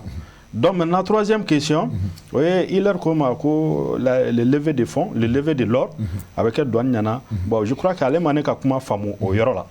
Moi, je parle du problème du raffinage de l'or. Raffinage, abattoir, c'est pour l'angle abattoir qu'elle n'a pas raffinerie. Ne pas d'osan me bon malé minna. Ni lever d'or beke, douane beke. DNGM Beke avait pesé. Mais ça nous boit à 18 et à 20 carats. Ce n'est pas de l'or à raffiner. Pour que valeur bedon a bénéficié de calculer, à raffiner, il faut de 24 carats. Bon, supposons 20 tonnes d'or non raffiné à l'état brut. Il y a été raffiné. Et qu'au final, tu me dis qu'après le raffinage, on a eu que 10 tonnes. N'est qu'à Moroté. Il n'y a plus, je perds le contrôle. Donc maintenant, il y a un réflexe que c'est un donc maintenant, il y a le raffinage doit se faire au Mali. L'or du Mali ne doit pas sortir à l'état brut. Voilà, c'est ce que je voulais dire. Voilà, c'est-à-dire question posée et puis je te donne la parole. D'accord, il y a une question. J'espère que c'est satisfait maintenant. Madame Nenidjoumen. Si Sorik nous comment par rapport aux main d'œuvre. Vous savez, il faut gagner objectivement. Nous, on n'est pas responsable de la gestion antérieure. Bara Marakorom Kerakateme, on s'en là. Mais bien que l'ambé en progrès à Glanganyeri. Quand dividende nous montant fort, je pense que c'est très bon parce que Bara de Monkera n'a tout marqué à Kunsega fort. Je pense qu'il faut reconnaître cela. Maintenant, la main d'œuvre là. Moi, je suis dans ce secteur en tant que sous-traitant. Mais les mécaniciens mécaniciens qualifiés, je parle sous le contrôle du géologue. Donc, Diago de mécanicien bo kofe kana na bora kofe kana na biga baraka ibake parce que machine dobi, pelle dobi, no certificat dobi, a machine quelle transmission métier milliard et millions bidrou millions euro là. Pourquoi tu as machine ga tiente pour des gens qui ne savent pas. Allez à chauffeur a bɛ fɔ a ma opérateur des fois a qualifié sur liga gɛlɛn Mali la. Justement c'est pour que transition na nale c'est au baraw bɛ senna non seulement k'a kɛ mais ɲɛna an kana kɔnɔ réflexion kun bɛ yen ani ka écolesow créer ka mɔgɔw bila yen ani ka école yɛrɛ réformer au lieu que bɛɛ ka taa université baw la ka mɔgɔw bila ka taa dans les secteurs mécaniques et autres la électromécanicien yaasa u ka se ka baaraw kɛ ka se ka taa an ka min na ka développer parce que hakilina kun ma sɔrɔ ka se ka baaraw ta k'a fɛngɛ maintenant mun ye raffinage yɔrɔ ye n bɛ fɛ ka n da don o fɛnɛ la raffinage in kɔrɔ ye jumɛn ye sanu ne n balimakɛ dɔ kumana Jara Eli Jara quelque chose bon il a dit que 20%. Je pense que j'ai parlé aussi des autres impôts. Il y a 6% réforme, il y a taxe alvalorem fort, il y a impôt ISCP finalement fort, il y a impôt sur les sociétés. C'est vraiment beaucoup. Mali be warchama sur là, mais gestion court là et anika coordonné parce que c'est beaucoup de structures qui interviennent. Donc ni sanu bora là. A bɛ se aéroport la tuma min na i b'a sɔrɔ u y'a sɔrɔ k'a kɛ biriki ye ka ban donc n'u y'a kɛ biriki ye douane bɛ yen DNG bɛ yen n'u y'a contrôler a bɛ bɔ o de la parce que ɲamanɲaman minnu b'a la warijɛ ni fɛn wɛrɛ minnu b'a la olu de bɛ taa bɔ kɔfɛ k'a raffiner ni mun bɔr'o la maintenant Mali ye sɛbɛnfura dɔ kɛ ka jamana société minière yamaruya u ka mɔgɔ minnu n'u b'u bɔ kɔfɛ ka na parce que ça demande beaucoup de moyens kalan dɔw bɛ yen minnu tɛ maliyɛnw na yan nɔ maintenant olu mɔgɔw ka saraw an'u bɛ sanni minnu kɛ olu caman bɛ bɔ a la a tɔ bɛ segin ka na n'i ye san 2020 jateminɛ Mali ye wari min sɔrɔ o la ka segin o ye miliyari 505 ani 7 san 2021 fin juillet o kɛra la ten kalo 7 bɔ kalo miliyari 505 fin juillet o ta ye ɲinan yɛrɛ san kɔnɔna la a tɛ kalo 5 bɔ miliyari 707 ani miliyɔn 57 ani 7 je pense très sincèrement que transition ka nin fɛn kunkurunin kɔnɔna la an ka miiri k'a fɔ an ye fɛn caman kɛ maintenant an nana gɛlɛya dɔw sɔrɔ minier wɛrɛ ni ɲɔgɔn cɛ n'o ye orpaillage traditionnel ye an balimakɛ ninnu ka tɔnkulu chambre des mines mais état yɛrɛ sariya tɛ état yamaruya k'i da don olu dɔw gestion na olu ye adamaden kow baara de olu yɛrɛ de ka hakilinaw baaraw don u kan ka bɛn o la ka sɔrɔ ka se jamana ma parce que jamana n'i y'a mɛn jamana kɔnɔdenw de don olu yɛrɛ mana bɛn ka association mun sigi f'u ka kuma u ka ɲɔgɔn faamuya o la jamana bɛ sɔrɔ k'u accompagner parce que k'a fɔ ko ka Mali sanu nationaliser même profiter ka dɔ ka kuma jaabi a tɛ se ka kɛ pourquoi parce que diɲɛ bɛ degré min na bi c'est un monde de mondialisation et de globalisation et le choix c'est le libéralisme économique an ka bloc dabila il faut travailler sur ça adamadenw ka baara kɛ ko entreprise la mais sous-traitance yɛrɛ dɔrɔn c'est le minimum entreprise malienne joli bɛ yen mun bɛ se k'o kɛ mais c'est pas fermé aux gens même ka sanu ta k'a fɔ ko maliyɛn dɔ ka na to a la misali la ni se bɛ ne ye sud-africains ni canadiens bɛna Mali sanu ta cogoya min na n bɛ n ka moyens bɔ ka don a la mais assez de maliyɛnw ye ou bien a compétence tɛ yen ou bien a baara dɔnniya tɛ yen donc n'o tɛ i bɛ taa ka sanu ta ka d'i ma a ka tiɲɛ anw nana transition fanga kɛ la fɛn kelen min jɔra anw minɛ o ye jumɛn ka secteur in assainir parce que o ye yɔrɔ minnu fɔ Keɲeba mara ninnu dɔ ye kuma dɔ kɛ frontière la ko gɛlɛya min bɛ frontière la a gɛlɛyaw bɛ parce que den fitininw bɛ baara kɛ musow bɛ baara kɛ u bɛ bɔ Ghana u bɛ bɔ Burkina u bɛ bɔ dugu caman na ka na Mali la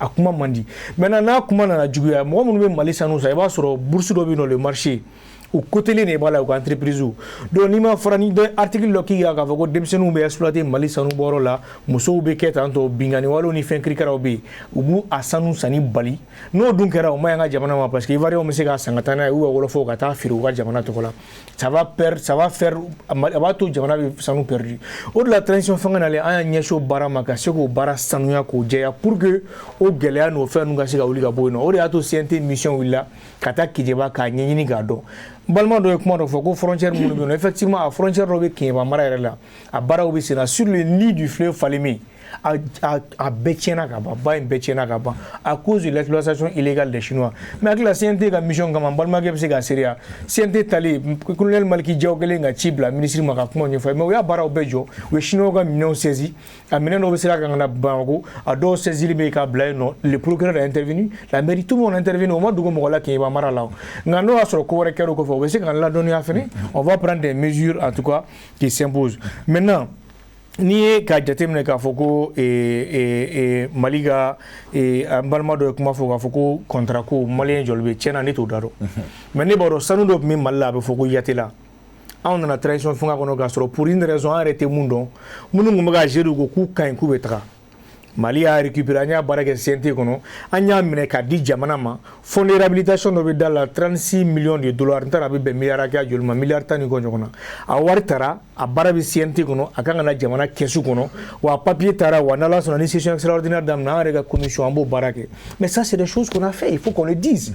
Anya ke anana sur la team mais anya barake ka glanga anya ka bla wa fone mungera eta betla ka mo ni munu minata eta ka 20% wa sigama parce que chaîne de do a chaîne bela jele me keso ka na fala sianga jamana ma an balma wore ni ngalke ka foko est-ce que sanu be boko malion tay ka foy malion bay douane bay DNG bay anye banga sonu o lieu rumerudi mu mo ba fo avec cheni do fene ni ngalke ko kidal sanu be avec gaw olu découverte kera amame ma ya soro gela chama me anga jamana konala donc gela bi amasika nyini ka cartographie définie ka donc quantité de logistique est-ce que mini industriel be se ka tawati mais en bas un ballement de voir que mine industriel B c'est faux tiens Philippe Madou parce que mine industriel B équipement blébli bon ni moins bon de nini je suis avec des mini au c'est pas possible comme regarder mais à barabegake mais exploitation illégale ou do va dondoni avec gao inata je crois quelque chose comme ça mais état a essayé kasegi barake en ministre de recommanda pour que hors pays traditionnel mun rebe no se ka deme ku de chugamna et pour do kasega sigu ga intérêt à baradam na kan 2 milliards là do état kuna 2022 kono mais on va sur l'année fenega haké au glan ku haké au duma comme ça nous ya bo au lieu de dégoût sur but tono sur la rebe tono sur la maintenant nous ni sanu borayoro la abero environnement chien école so docteur so c'est là Mali a doit code kono problème environnemental cutis environnemental itse ga bo sanu na ga ban ni ma i donto we boto ga soro imo soro pour que ga siga ayoro bla chukala ga siga école so jomo yi anana soro fin chama bi munu ma je mais amala ga barake mais vous savez c'est un temps pour il y a un temps pour tout en sega na kamba be fali parce que yare ma de nga baradi do ne barabi ke donnondi sanu tali ka raffinage d'aller mal c'est beaucoup de moins à cet temps il faut parce que munu be certification ISO do rebe no à l'international dien jamana bawri ba di quand Moussa ni fait mon bien nia ote ka sega ke parce que au mot certification ISO soro mu be segu ya maria ka sega fo ni sanu bora be sega fredien fambe wana fara ko kara ha ke ambela ibe daula c'est beaucoup de moins je pense qu'à meta dondondi nan takara dondoni o batu amis Mali bolowa ou bien à moins non seulement en afolo akuma boli aka tian tout de suite mais en même temps certification do rebo à l'international ka dima ka fo c'est bien frado il va faut diago bouton nous ni ata iba ISO numéro aga do bala a sega mi a dit qu'en sanualindu on devait bien produire bela jelina raffinage nous fenebe au kele on est demandé mais je pense que aya jate ne beso be warim damane boraga milliard ki moro ani milliard ki madurgo kuma munu foni wari chama ne be nutra ni fin kofe atesigi aka kuma tien c'est vraiment vrai mais barabi sina pour que opérateur ni banque be suko ko laje tugamna ka siga jamana ko war sigama et très sérieusement transition ba barala mais wati de be fin bela jelimbulu wa transition fenete ka be to ekuda de amanse ke mo munu na fene wata ka mais ateta nunu ne ko munu nga bare association yo munu ba konala c'est à eux de soulever l'état ka état de parce que maliga politique et politique justement c'est le problème de luga yoro là au ka accompagner au te ka sega olu accompagner non c'est eux qui propose des solutions à l'État. On est bien jamana yoro là. On est bien tout le rappel à l'ordre. Mais État bourati do charia de bain fena. Charia be au justice ga bare nous masika be à la 40 union entière. Mais depuis combien de temps où est à Fokou à bureau masika fallait. Vous pensez que c'est à l'État d'aller se mêler de ça quand on fait l'État a beaucoup de choses à faire. Au État ga bare. À claler nous ka bonyona mais bela jelenga secteur anika bara bibulu la chambre de mines État ba wuli ne akli bala li yati la kula. Mais ministre ya à présent Mumbino ka la mega kuma chama fo mais la gestion interne là c'est des choses à quand le suna be fort ko état ba influencer fait ka tika mo non l'état suit l'état contrôle mais l'état n'agit pas pour imposer quoi que ce soit ko malien on demande il faut nga be nga baraketa là OK sorry ne be rondo c'est-à-dire la chambre des mines à renouvellement c'est le ministère des mines qui l'organise pas la chambre des mines elle-même. Donc c'est ce qui a fait que mandat voilà ministère des mines de bureau sigi à élection organisée Ougacharia Bolola chambre des mines Gabarato aidé. Donc maintenant ça fait 5 ans amna do 6e année là aucun ministre n'a pu organiser les élections. Pourquoi? C'est la question qu'on se pose. Pourquoi? Bon maintenant CNT devait interpeller le ministre Wele. Maintenant qu'il nous donne des explications. Donc, si moi j'ai bien compris, aujourd'hui, à travers le débat là, donc Maïga, tu es interpellé. Donc, c'est ce que tu dois dire. Le ministre a répondu du mot. Pour quelles raisons une chambre consulaire, c'est une chambre d'une importance capitale. C'est comme une chambre de commerce et d'industrie. Au chambre de mine au niveau des mines. Bon, maintenant, nous avons mandat pendant 5 ans. On a 6e année qu'on a là. Et qu'aucun ministre n'arrive à donner des explications pourquoi il y a un blocage. Sans dourou, sans woro. C'est que vraiment, D'accord. Juste une minute. Ouais. Vous savez, je vous prends l'exemple du CNPM, le Conseil national du patronat. À élection organisée à Tchoukoubino, mais l'État suit, ou bien le Haut Conseil des Maliens établi à l'extérieur qui est constitutionnel. État suit, mais Bengan, en y fait un glanimé ben au lieu de parce que ni ma frère, il va sur le partisan clanco de Bino, tu risques de créer des bureaux parallèles. Très sérieusement, on n'a pas besoin de ça. En bas, nous fait. Mais Malido ne donne ni bébé Maliga n'y a fait, ni sur le côté, fin côté. Mais pourquoi tu glan à Béala? Avec moi, mais personne n'est indispensable. C'est lui qui est là, Netado, ni Dev, ni Dadam. Mais je pense que, où il y a Béala, ou assez Fasoma, Fasoga Hake, comme ça, sinon en forçant, on peut créer 2 bureaux parallèles et vraiment on n'a pas besoin de ça. D'accord. C'est nous. Voilà. Voilà, par rapport au Madamnala. Nous avons des chambres, hors pair des chambres. Mais ma mère faut y aller. Chambre est créée pendant 5 ans. 50 maintenant. Il y a un mandat flanant qui a élection. Quel mandat savanana ambeke écrit que bla robe ministère bébé trobena que bo primature là que ta ministère de l'administration territoriale là et financier là mine environnement là mbeke écrit que bla robe ni chambre bureau de sega élément et que collège transitoire si ou bien que chambre malika chambre d'orpaillage créé anga bonne chambre kono ou bien chambre d'orpaillage qui créé orpaillage que bois kono pour que ambe sega la fia mais ba ko charia c'est pas kono abakono Mali donga jamna to be chambre d'orpaillage biu ay non Mali palita de ko ba charia c'est ben kono mais aba sabaya c'est amba de la yino ande asigu voilà am bega la yini de am bega écrit que kelente flatter ministère département betolobena même santé mo anya sabaya ka dema abey aman jabi. Comme Aya Foshuna, voilà, il occupe de ça. Voilà. Mais normalement, Malien bébé courir la vie. Quoi élection que président élection que maire local élection que conseil président que législatif que c'est le pourquoi chambre de mine élection technique. Mais ni serait à coup de Jamna kono, serait à doré d'asigu, asigira de pendant 5 ans. Mais ni moiga ko affaire antenne ni, est-ce naturel Jamna ba sigi dinga kono? Quand il est sérieux là, moi je n'ai pas hacké dans les dames. Je l'ai gonflé.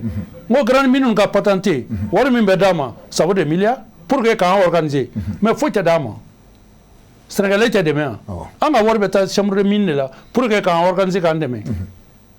2015 ni bité. Mais pour formation kalama, matre messa kadama.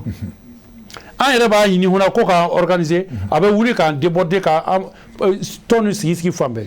Jɔn de bɛ wuli k'a déborder la chambre de mine. Olu de bɛ wuli k'a. La chambre de mine. Chambre de mine de b'a kɛ. Par rapport n'i ye chambre de mine mɔgɔ dɔ ɲininka sisan a b'a fɔ k'e tɛ ne don mais bureau sigilen mɔgɔ premier min y'an yɛrɛ kɔni ka écrit kɛ Mali bɛɛ c'est la chambre de mine a lettre bɛɛ bɛ n bolo k'a kɛ bureau sigilen sariya kɔnɔ a ɲɛna. D'accord. Sori. Bon, ne hakili la fɛn dɔ bɛ fɔ an k'o faamuya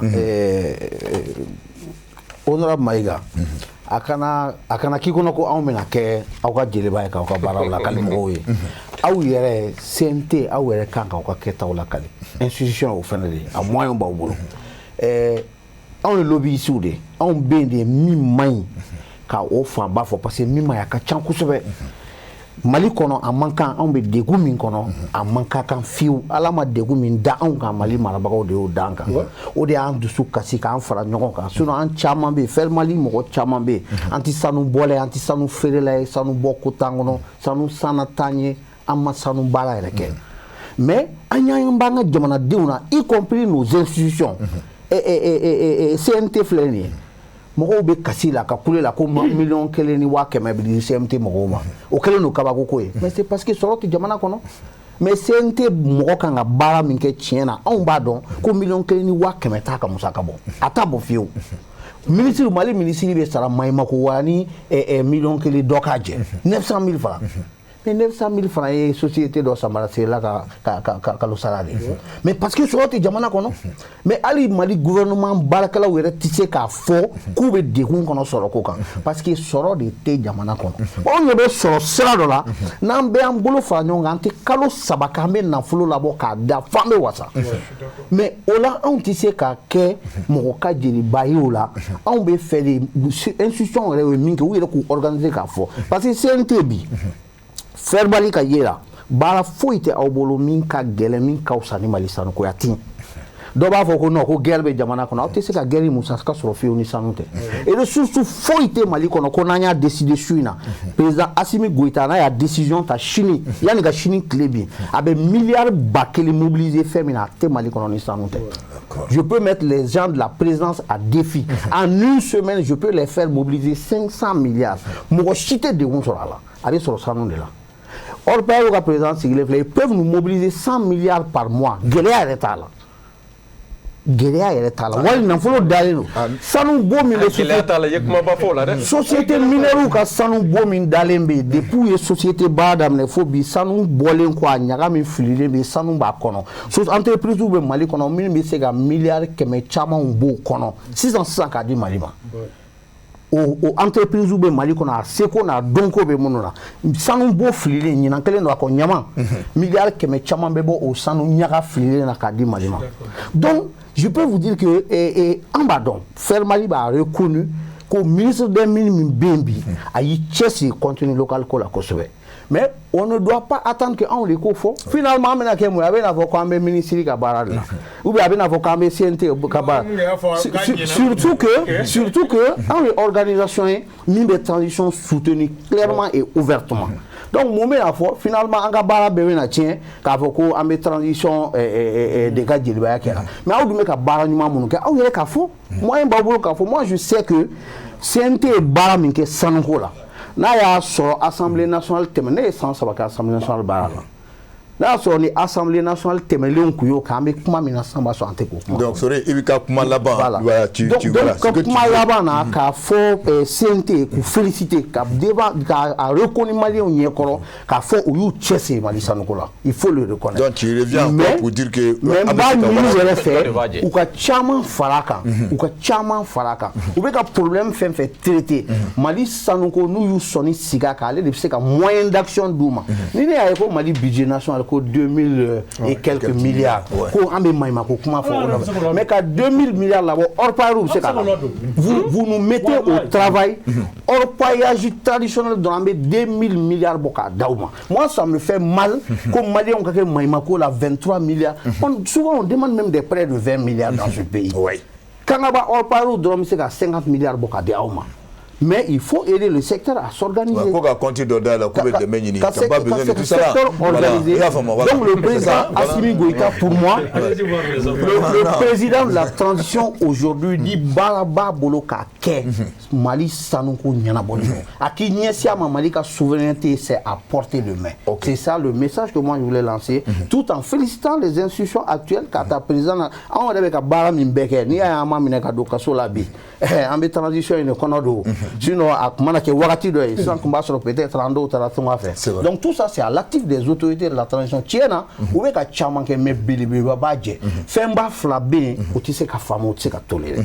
Mali quand a pays minier, Mali quand a jamana de mimbese ka activité minière qui kata kuna fo kuna, ou tu t'as raffinerie quoi. Sans délai, institution ou fanyon, autorité ou fanyon, ou kalaje, Mali ka seka au moins sa raffinerie d'état qu'elle sort. Ni Mali au sort. C'est un système à contrôler. Maintenant, il faut aussi imposer un audit. Audit est humain. Société minière ou phénomène dimanche la cour est économique mais tiens boulot mina parce que vous êtes dans le chaman de dit maire ou dit conseil de cercle ou ni région on en follow ni ma cité tarodon là. Donc à une institution obliger l'État, obliger le gouvernement à faire en sorte qu'il y ait un audit de toutes les redevances versées par les sociétés minières auprès des collectivités. Prends le cas de Kenyeba, mais Kenyeba est scandaleux. Ça dit qu'à l'ordre du Mali brille-t-il pour les Maliens ou pas? Non, on ne se pose pas la question. Va à Kenyaba, Kabo Angasi Kenyaba, Calvaire de dos. Ni sera Kenyaba, faut être Kenyaba. Ali courant 24 heures sur 24 de Kenyaba. Sans nous bobo Kenyaba, sans qu'on a peut-être des milliards de bafla. Sans qu'on a. Sans nous bobo Kenyaba. Société minière fla, donc à sans nous bolé sans qu'on a bébé milliards Kemé quand on lui donne. C'est vrai que ton autre obéit. Mais au béquet Doumina, JT, Satin. Goudron mettre kelente kenyaba okoroso nyumante kenaya yorote chiro nyumante ali courant au fenêtre c'est qu'à 24 heures sur 24. Et comment vous pouvez expliquer ça dans un pays comme le Mali? D'accord. Diallo, voilà, comment il veut le faire, comment faire, voilà. Bon, les rabolo, demain ailleurs tout le monde a terminé parce que si j'ai d'autres rabais anda maseka dola ni tu es par exemple on avait prévu Draghi voilà tout ça malheureusement anda maseka dola ouais mais maintenant ce que je vais te dire antena dans le drame voilà c'est que ni est départ de voilà pouvoir donc d'accord bon nega kuma kala ban fola mi c'est que code minier 2019 mi me a code minier ka suspend OK on est chambre de mine de la kan wele tous les acteurs miniers ou Haklinata Ningal Kodina. À l'unanimité, Beko Koni Kodi Main. Ça a été le plus mauvais code Mali est mis signé. C'était le dernier code signé au temps de Ibeka, Assemblée mais code qu'on a des problèmes. OK. Donc maintenant, moi, ce que je demande à l'État, donne-moi. Non, c'est-à-dire qu'ils sont en train de l'air. OK, bon, donne-moi le temps de finir. C'est ça. Donc maintenant, c'est de suspendre le code minier 2019 et qu'on a un code couraqué par des Maliens et pour des Maliens. Parce que 2019, on a bois Kalama, code de nom de la codique en majorité. Allez, chambre de mine, les recommandations qui est partie de voilà. La main. Donc maintenant, ça c'est ce que je voulais ajouter. Mais maintenant, le plus important, parce que ni banaborato ka bana nyadona a furali kelika no. Au froid et du main, les solutions. Parce que an nan ni débat beke. Na ma solution proposée, débat nana ke dran nana kumadi. Ne solution follow mi que moi je propose Mali son ka rafiner Mali konaya. Ça c'est un. De deux, Mali ka sanu ou aka mener en or et non en liquidité. Au Cap-Ban, l'État puisse avoir un fonds de garantie en or liquide. À tout moment, à tout moment. Parce que l'or, c'est un investissement actif. Sans nous, c'est qu'à faire à tout moment. D'accord. Oui, c'est qu'il y a un sans fait. Bon, maintenant, au niveau du développement communautaire, a dit communément. Et que cet argent-là soit contrôlé. Par exemple, Bariki Koka avait 3 milliards de dit la région de Kaï. Le truc régional, conseil régional, Warim est réparti. 3 milliards par an. Mais 3 milliards qui nous expliquent, Warim Tararod, mais Sarate, JT, Doctorosete, Okolso, Tieneno. Ça veut dire que Warim Teka doit donner affaire. Bon, maintenant, solution, Tchama, tu m'as proposé, mais malheureusement, avec le temps. Voilà. Mais je te dis, la antenne dans le drame, la porte ouverte, voilà. Magalamba Benevolo, comme Maga Rebea, au dernier problème Benevolo. Maga Nabora. Il y a des envriers avec des dispositions de la chambre qui est là. Ni chambre qui est là, elle a datum. Jamna on a surtout d'autres d'ailleurs pour que Jamna a développé. Mais nous surtout d'ailleurs on devait aller là c'est Jamna ma. Elle a datum. Flanan comme comment me dire. Anga secteur qu'on a vu. Nimba kalama. Qu'on a vu quand on a Malta otage là dans leur paillage. Le groupe Nabi. Et Malta otage dans leur paillage. Nimba kalama avec des produits chimiques. Santé ka wuli ki jo fanve interdilendo jamna sous réseau mon teso malien ke baraka ay bara e kana na odanta me wole ka en faire d'accord comme ni débat na danma si agré ambe do wono mais mi ka gelen yani janvier kalo ka sa maiga chambre bureau ka elema ou bien avec chambre d'orpaillage dama d'accord monsieur Maiga ouais vraiment et je pense que depuis nous la CNT qu'on on a plateau quand baroque ngira nimsika wasa akila bidu soriga kuma akila ka farasedu ga kuma ka munu temuna ne la ka la nyini munu ganfe je pense très sérieusement ku yake buya kono akila CNT président colonel Malki Diawa klobe na ka kuma ga me sori mu fene fo abon encourager kana débat la saka fo CNT amba féliciter ko ke walula assemblée korole amanu nyonaye na amba nyina assemblée mena honorable fene fene ga ni barake CNT obi chesrim na nyebala aw kan ka fɔ a la ça fait chaud au cœur et a bɛ courage don an na halisa an ka wuli k'an cɛsiri maliyɛnw ye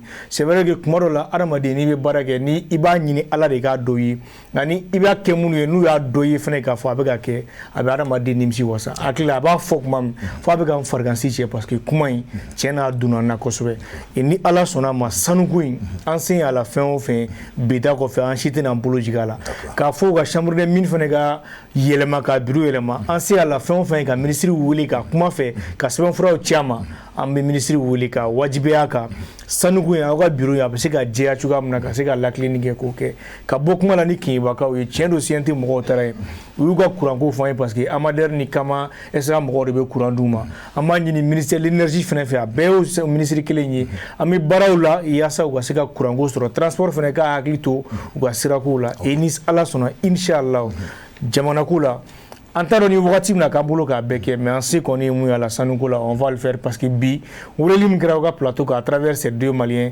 ne kɔni a ma tɔ foyi to na et je sais que président Diaw il est aussi à ce même niveau hakili a ma tɔ to a fɛnɛ na k'aw yɛrɛ fo ka Sherifula maaw bɛɛ lajɛlen fo ka n balimaw bɛɛ lajɛlen fo plateau in sanfɛ ala k'an ka jamana basi an b'a da tulo kan ko mun tun b'an bolo yan su in na Djibril Diallo an b'i fo Seydou Keita merci beaucoup. Sori Brahma Traoré, merci. Amadou, Dr Amadou Albert Maïga, merci. Bouakar, kumakan laban b'i bolo. Ok, Bokele, i y'a fɔ cogoya min na n b'u bɛɛ fo waleɲuman dɔn an m'an filɛbagaw fɛnɛ fo nin wagatinin na maa o maa ne e de tun bɛ ka an lajɛ nin wagati an b'i fo k'i waleɲuman dɔn ni ala sɔnna ma débat a tɛna dan nin ma sabula a nafa ka bon i y'a fɔ cogoya min na nin kɛnɛ in bɛ sigi min b'a to jamana kunkanko kibaruya ka se ka ɲɛfɔli kɛ jamana kɔnɔdenw bɛ se ka faamuyali sɔrɔ je pense que faamuyali caman sɔrɔla bi su in na sanuko nasira la. Ok, vraiment an bɛ bɛɛ lajɛlen fo k'a jira k'a fɔ mɔgɔ min y'an dɛmɛ ka baara nɔgɔya an bolo Moribabugu an bɛ yan mun kɛra sababu ye a y'an ja ta k'an lajɛ ka fɛngɛ vraiment Sɛgɛbalu vraiment on vous remercie beaucoup mun ye Buya Kulubali an b'a fo Mohamed Keita an b'i fo kosɛbɛ Mohamed Keita Adama S Kulubali k'i fana fo Abu Jabate an b'i fana fo kosɛbɛ n'o bɔra yan dɔrɔn mun ye Musa Bala Traoré ka fo Balaba n'an bɔra dɔrɔn an bɛ taa régie mɔgɔ la régie mɔgɔ an bɛ Saka Kulubali k'i fo Bouakar Traoré NB k'i fana fo mun ye Didi Bokume k'a fo ani Kote Jara an b'a ale fana fo n'an bɔra dɔrɔn Kote Jara voilà Kote Jara an b'i fana fo kosɛbɛ pardon hein pour le nom n'an bɔra dɔrɔn an bɛ na mun ye Musa Fɔnba ye rédacteur en chef Musa Fɔnba an b'i fo k'i walima dɔn mun ye Cheikh Oumar Sissoko Barou an b'a ale fana fo an ma ɲinɛ jɔn kɔ an ka garde nationale mun bɛ dugu ma vraiment gardiw an b'a fo les chauffeurs an ma ɲinɛ a fana kɔ mun ye Ansardine garde ye k'a fo kosɛbɛ merci beaucoup n'o bɔra an ka musokɔrɔba sabaw mun ye Asa Sɛnpara Bamana Sumunu Madame Touré Jɛnɛbu Konate Maɲabugu n'an bɔra Dramane Traoré an b'i fo ka fara ka kuma kuncɛ ni jɔ ye Ousmane Cherif Madane Aïdara yabani i ka denbaya an b'a bɛɛ lajɛlen fo comme Sori y'a fɔ cogo min na hali bi limaniya don ala ka limaniya di an bɛɛ ma vraiment an ma ɲinɛ Bangoni fana kɔ Ousmane Sogore directeur an b'i fana fo merci beaucoup a k'an bɛn dimanche wɛrɛ ni ala sɔnna invité wɛrɛ an bɛna kuma kan je vous remercie merci.